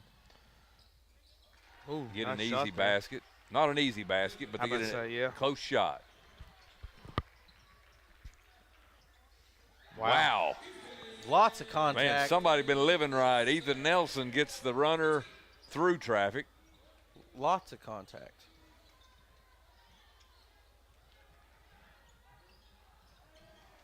Another turnover. Here come the Mavericks again. They turn it over. One good thing deserves another. I believe that stays here, doesn't it? Yeah. Looks like it. Everybody's got to pick themselves up off the floor and make sure everything's still connected. Substitution begins with number 12, Dylan Hopper. Dylan Hopper checks in for Anderson County. Quick flick. A little long. Scott County. Wow.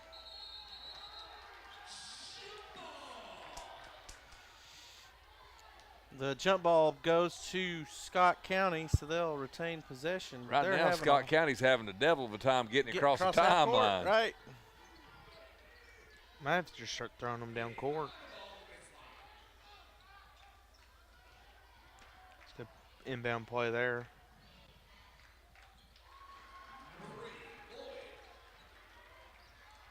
Anderson County, Eli Nelson bringing up the ball. Oh, Ooh, wow. Good fake out. That's a shot from the 70-year-old YMCA league. A flat shot, a flat-footed finger roll off the glass. Anderson County forces another turnover. And the intensity and the energy level's up right now for Anderson County. You really can't burn another timeout when you only got 2. Man, they've extended this lead out to 11. I think that was close to a travel, but they don't play me to officiate the game. What? No way. Left-handed running hook that almost went. Landon Goodman goes into the lane, switches hands over to the left, and throws up a half hook that almost got answered.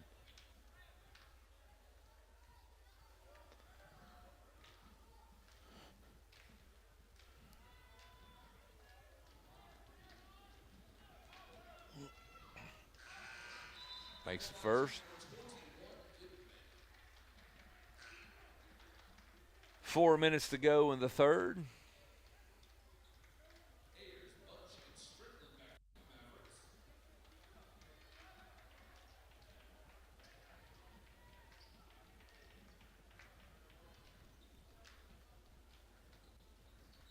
Makes both, cuts it to 9.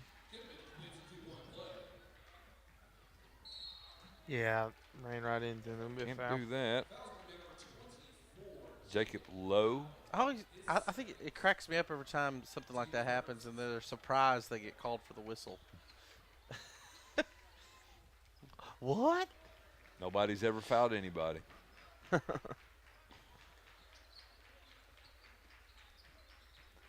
Anderson County having a more traditional set on this one. Deep Dake for 3. No good. Yeah, Dake's been a little quiet tonight. A little bit. His shot's been off. He's had a couple that have gone down and out.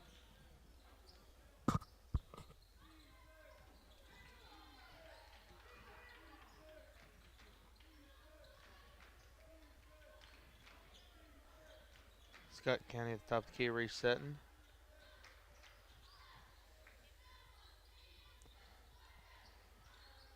Long three's good. I mean, they were cut it down to 6 with 3:05 left in the third. No matter how this game finishes, Scott County's got to be happy with the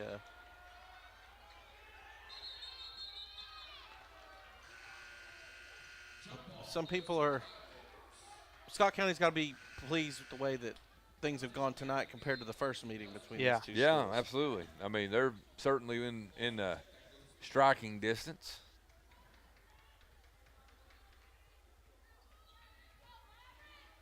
I think Coach Jeffers would say he's happy with 5 minutes of the game tonight, and that'd be about it. 4 wide open, long again. Here come the Highlanders. You got to stop that ball. You can't let them drive into the paint that deep without some resistance. Here comes Craig. Nice pass off the glass with a finger roll. Dylan Hopper. High off the window. Timeout on the floor. There's Coach Tony Lambert.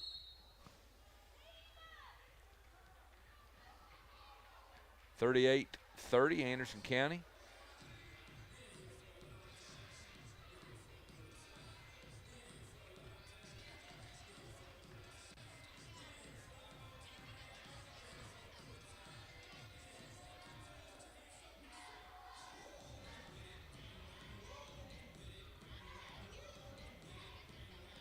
Coach earned his keep, finding out how many timeouts they got. Somebody's got to keep up with it.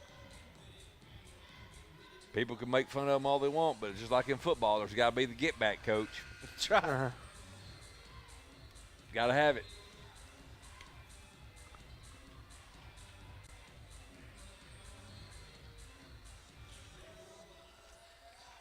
I'd like to give a shout-out to the Lady Mav cheerleaders. Clinch River's very own Madison Connor is one of their coaches. She's a special education teacher at our school and has been coaching one of the assistant coaches with the cheer team this season for Anderson County. So shout out to Maddie and good job to her girls. A little give and go for another bucket for the Highlanders. Yeah, they're starting to kind of find their groove a little bit here.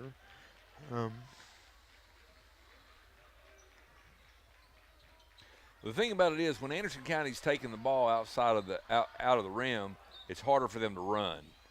When they can force a miss or a turnover, it's easy to run. But when you're taking the ball out of the basket, it automatically slows you down a little bit. Yeah. They're playing kind of what'd they call that? 5-second call. Yeah, that's what I was about to say. So they're playing tight D there. I know we don't wear helmets in basketball, but that's to get you a helmet sticker, getting a 5-second call. Yeah. Where would they put that? Right in the forehead? Sure.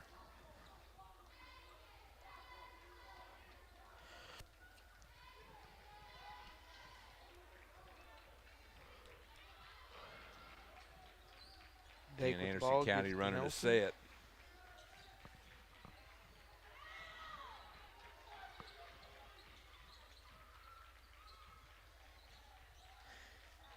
Scott County's in the 2-3 zone. Nice pass.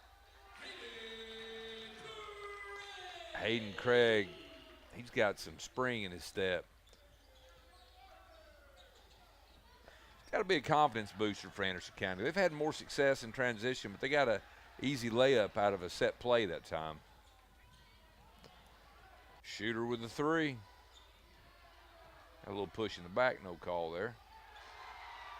Scott County taking advantage of second chance opportunities.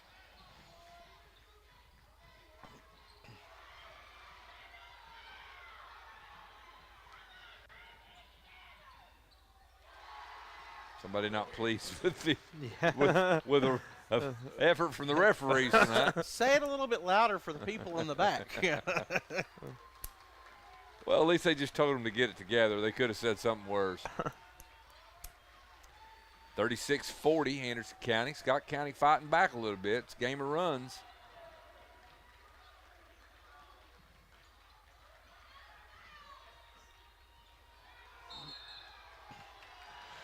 Call for travel. Yeah, Anderson County's kind of slowed down a little bit here. First Kind half cooled of off. this third quarter was all Anderson Yeah. County. The second half has been all Highlanders. Yeah.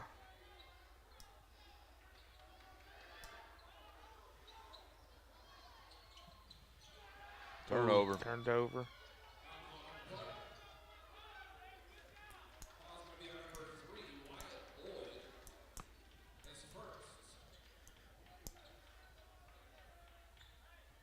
Interesting sometimes. You have the ball out on the perimeter and they'll call a hold and touch foul, and you get the ball inside and you maul each other and they don't blow the whistle.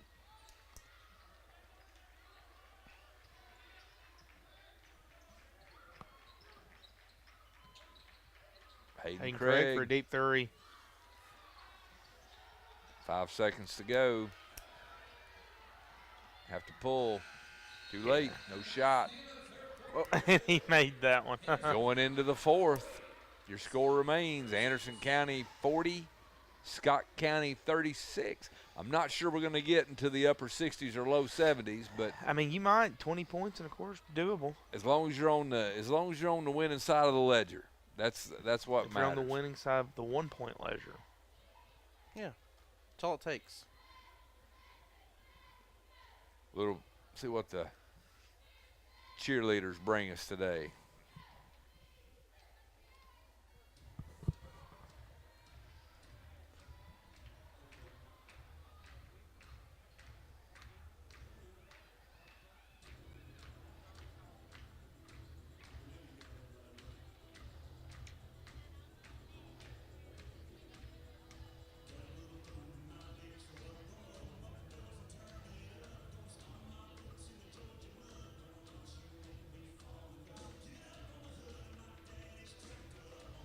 Somebody's going to have to help me with this, and I believe this is a country tune.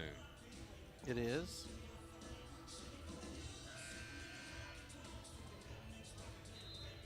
Blake Shelton, I believe, is. Luke Bryan. Yeah, Luke Bryan. What am I thinking? No, this is Blake Shelton, isn't it? Probably shoots Luke Bryan. Okay.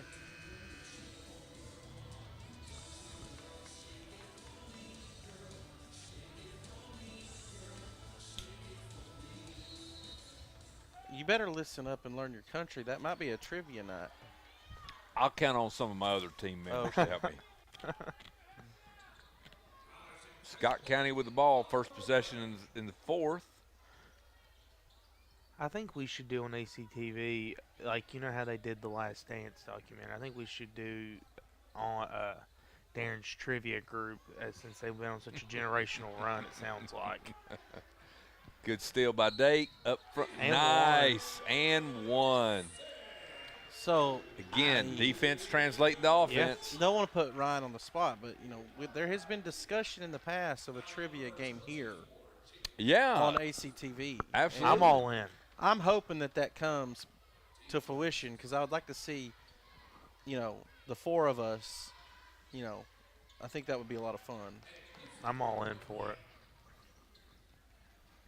Maybe we could do it like Scholars Bowl style, like PBS Scholars Bowl style.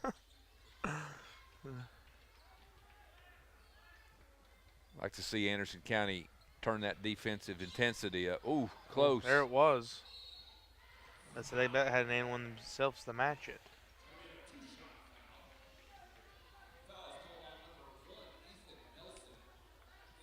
Foul against Nelson. That's his second. Wyatt Lloyd, the leading scorer for the Highlanders, at the line. Knocks down the first.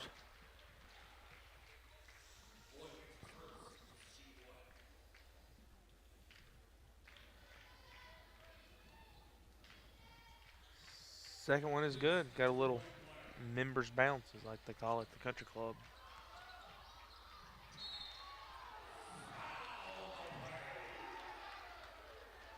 I think there was a foul, but I think they called it a little late.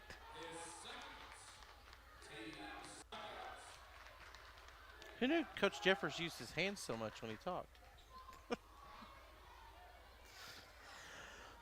I was at Cumberland the same time Coach Jeffers was there. He was a multi-sport athlete. He ran track, played football. Heck of an athlete himself. And, for such a small stature, he could run like a deer. It's funny, he told me when we did the coaches show for the Clinton game, he said, I didn't realize I was as short as I was, so I started hanging around couples. Dake with a long three, short.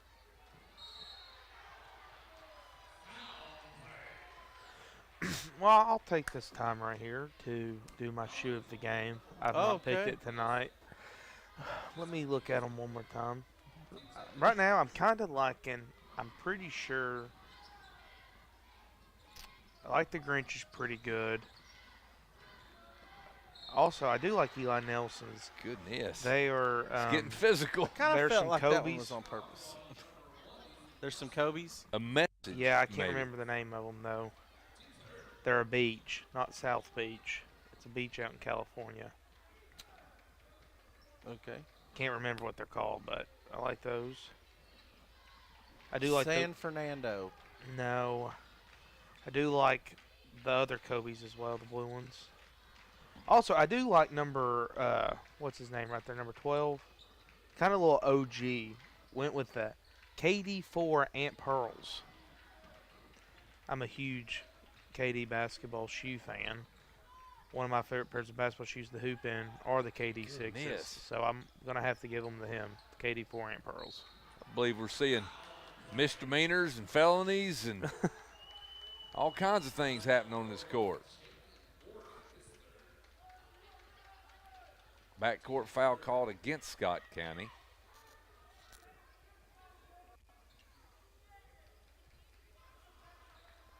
Anderson County again will be going to a set.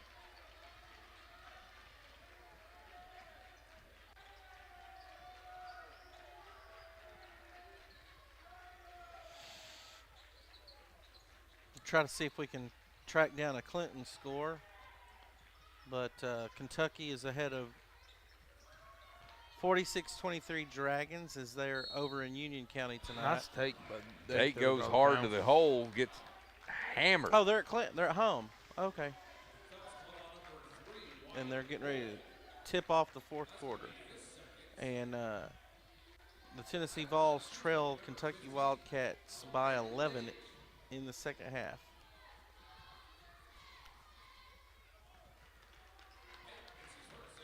Dake goes to the line, hits his first.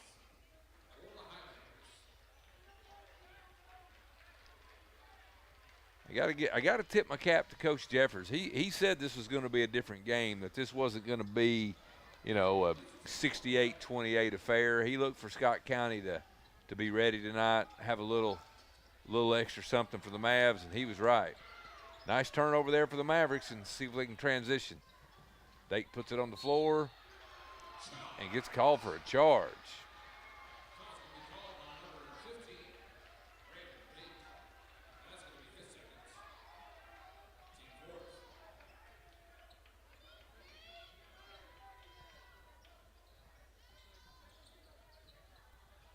Had him in the coffin corner. Stepped on the line. That's where you want him to throw it if you're Anderson County. Get it over in that corner so you can set your trap. Let the players set their feet out. I'm just kidding. Or that. Yeah. Home court advantage, you know. Again, Anderson County from a set.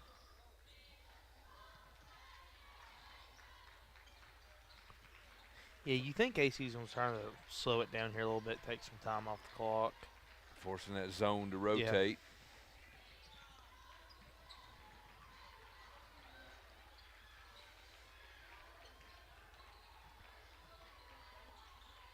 Yeah, they're just content to drive, draw, and kick back out. Use more time. Dake pulls. Got it. 47-38.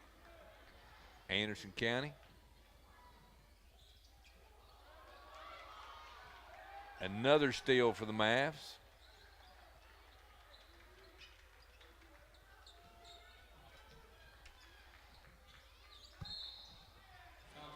Dake's driving to that, as Coach Jimmy Dice likes to say, he's driving to that nail, stopping there at that nail in the lane and doing that little pull-up runner.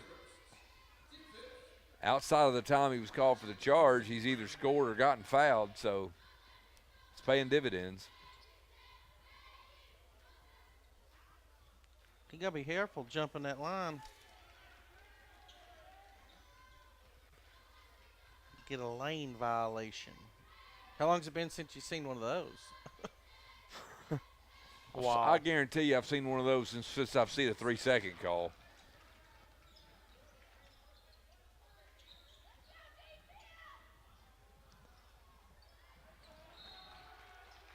Another turnover by Anderson, or by Campbell. What, who are we playing? Scott County. There we go.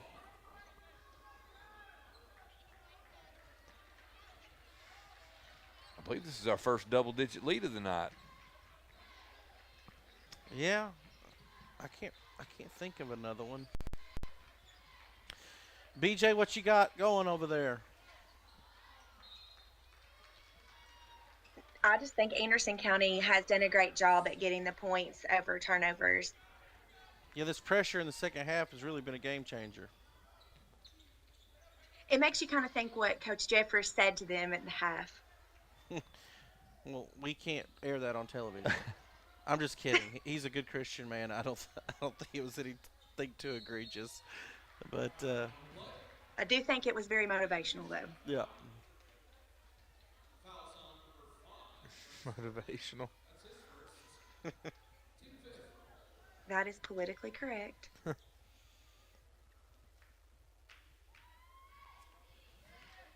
Morgan at the line for Scott County.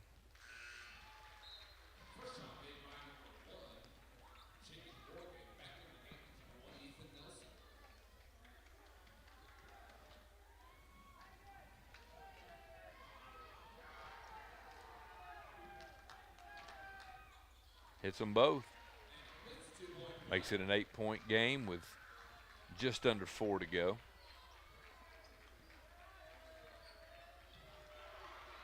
Turnover.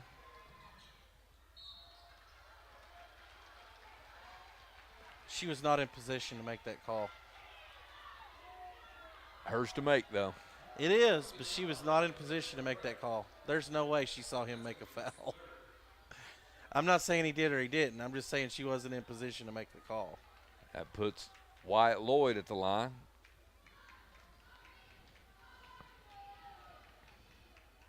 Her shot's good. He is the Highlanders' leading scorer.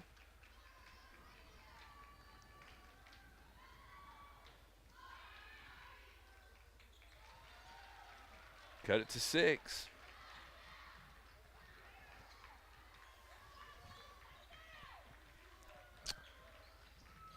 Three minutes and 40 seconds ago.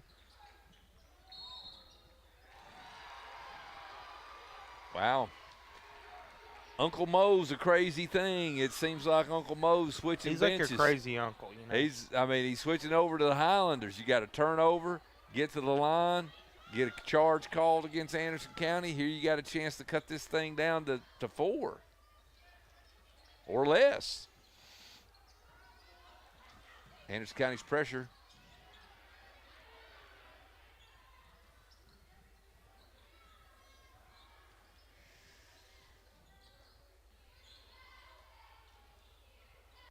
Wide open. Missed off the front iron.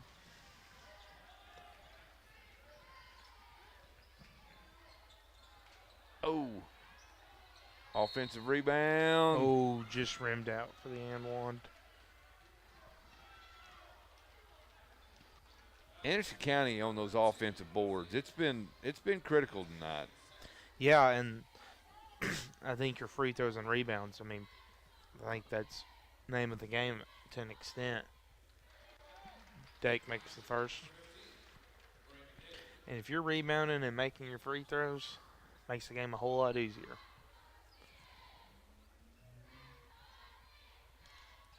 Knocks down the second one. Timeout. I think Anderson County Anderson County extends it back out to 8. with 3 minutes and 3 seconds to go. It was timeout in Anderson County.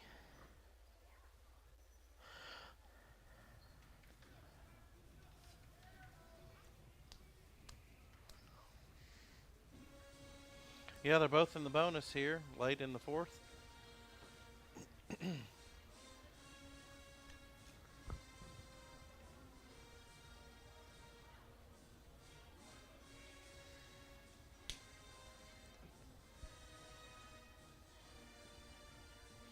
I think the boys basketball team needs to come up with some throwback Lake City Laker jerseys.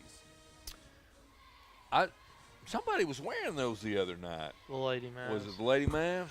The Lady Mavs. It's never a They've got bad s- thing They've got style, right, BJ? It's never a bad thing That's to right. sprinkle the court with a little Columbia blue.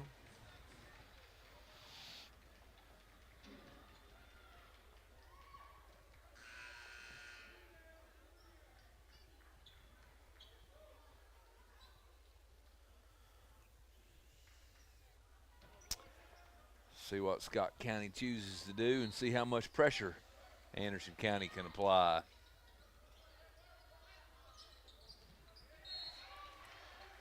Still Scott County ball.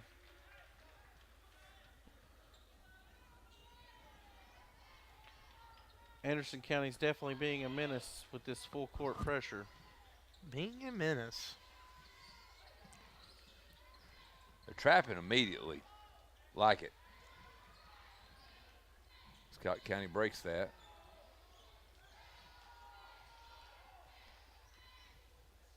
Good head fake. Yeah, that's the way to finish it. Cuts it back to 6.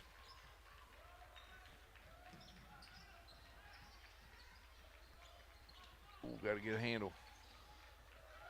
Open 3. Short.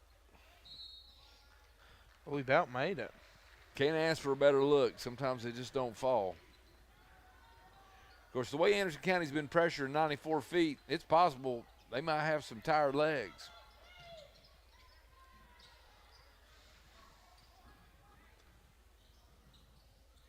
Good steal.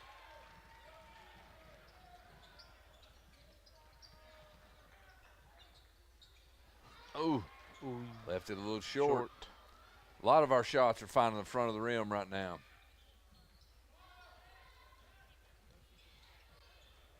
Open three for the Highlanders.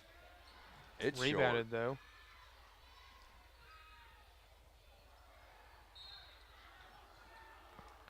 It's going to be a body call. How many is that on him? Is that 5? 4, I think. 3. Oh, just 3. Okay. I got confused with another 21. Dominique Wilkins. Yeah. There you I think you got confused with one. Yeah. Ethan Nelson, he has 4. Okay. The statistician from 10 miles away. Boys, I'm telling you, both teams, it's the front of the rim. It's the front of the rim. Yeah. I think we might be a little winded. No legs. That was the back of the rim. Maybe we compensated. $1:50 to go. Mid-range pull-up, no good. Dake with the rebound. Here come the Mavericks.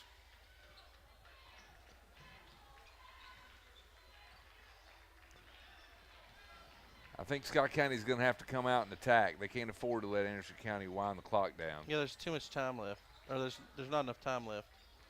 Tried to squeeze one in there. Not a great pass. Too much traffic. Catch and shoot. Bam. And drains it. It's a ball game. Wow, that was a good shot. Tough corner 3. With the defender right under you. Yeah. Well, you know, one thing that I really like about these games tonight, both games have been in different styles, different approaches, but great games. I mean, like Yeah. it's been an ebb and a flow, a nip and a tuck. This team's got a lead. This team fights back, and here we are coming down to, you know, the last possession or two to this game. It's going to be interesting because when Anderson County has gotten their lead and had the most success, it's when they caused chaotic pressure with Scott County, been pushing the ball, running in transition. But at this point in the game, you don't want to run. You don't want to get in You wanna slow transition. it You down. want to slow it down. Yeah. And so that's going to take some discipline. And it'll be interesting to see if Anderson County, for the next minute and whatever was left, if they can, you know, if they can be disciplined, if they can execute a set. Do you think that kind of contributes to why they've missed the last couple of shots, though? Because it's kind of taken them off what they've been, what their game is. You know, I mean, like, it's possible. I don't know. Sometimes I think that's almost at a detriment. I get the point of why you would do that. I just, you know, if that's not your game, why would you play something that's not your game? It's one of those interesting things about sports. It's like these football teams that that run a high octane, rapid fire offense, but then you get to a point where you need to get a first down and move the chains and run the ball. And a lot of times they don't know how to do it because they got, you know, quarterbacks in the shotgun and they're used to running 5 wides. And I mean, when you got to run and execute a play, it's a little bit tougher when your strategy's been chaos, turn the ball over, run the floor. Yeah, Anderson County just about got a 10-second call there. They had to call And timeout. they took a timeout, so they'll inbound it from side court here.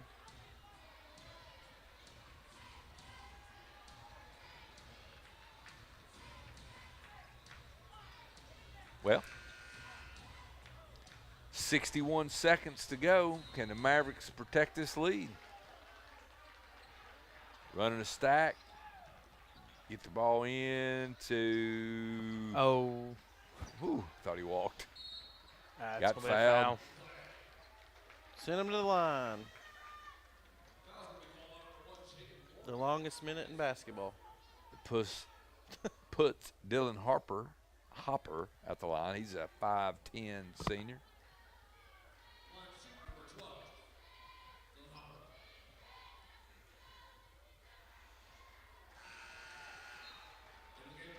A little strong. Need this one to make it a two-possession game. Oh, there's an and 1-3. Oh, wow. Huge offensive rebound coming up big. Now we're playing keep away.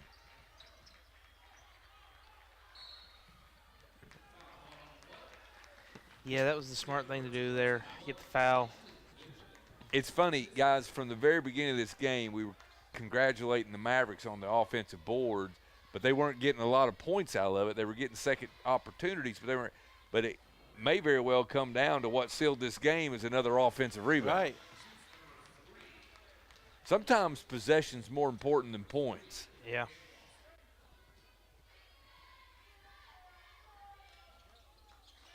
Nice. Clutch there by Lawson.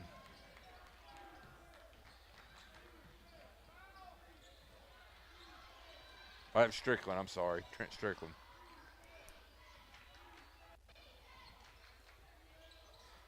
Deep. Anderson County secures that rebound, and that will do it, ladies and gentlemen. Yep. I think It's just a question of making your free throws, not fouling, don't turn the ball over. that's 5 for number 21. Dominique Wilkins. I knew he would get there. I was just a little early. BJ, with 25.9 seconds to go here in this basketball game. What have you seen tonight from the Mavericks to give you some hope as we, continue to play towards district tournament? I think they did a great job at fighting back. They came in third quarter down by 3 and were able to control the tempo in the second half and cause a lot of turnovers and points scored on transition. Yeah, that second half full court press has just been a menace for these Highlanders, and I think it is going to be what probably was the turning point for the Mavericks to come away with this victory. Dallas, brother, what'd you see tonight, man? Yeah, like me and Darren and you've talked about tonight. I mean, Ashley County really had a good offensive rebounding that really kind of helped them here. I mean, their defense was pretty good the first half, even though they were down, but they kind of brought it there, started off really hot. But overall, I mean, it may not be a pretty win, but it's still a good win. Uncle D?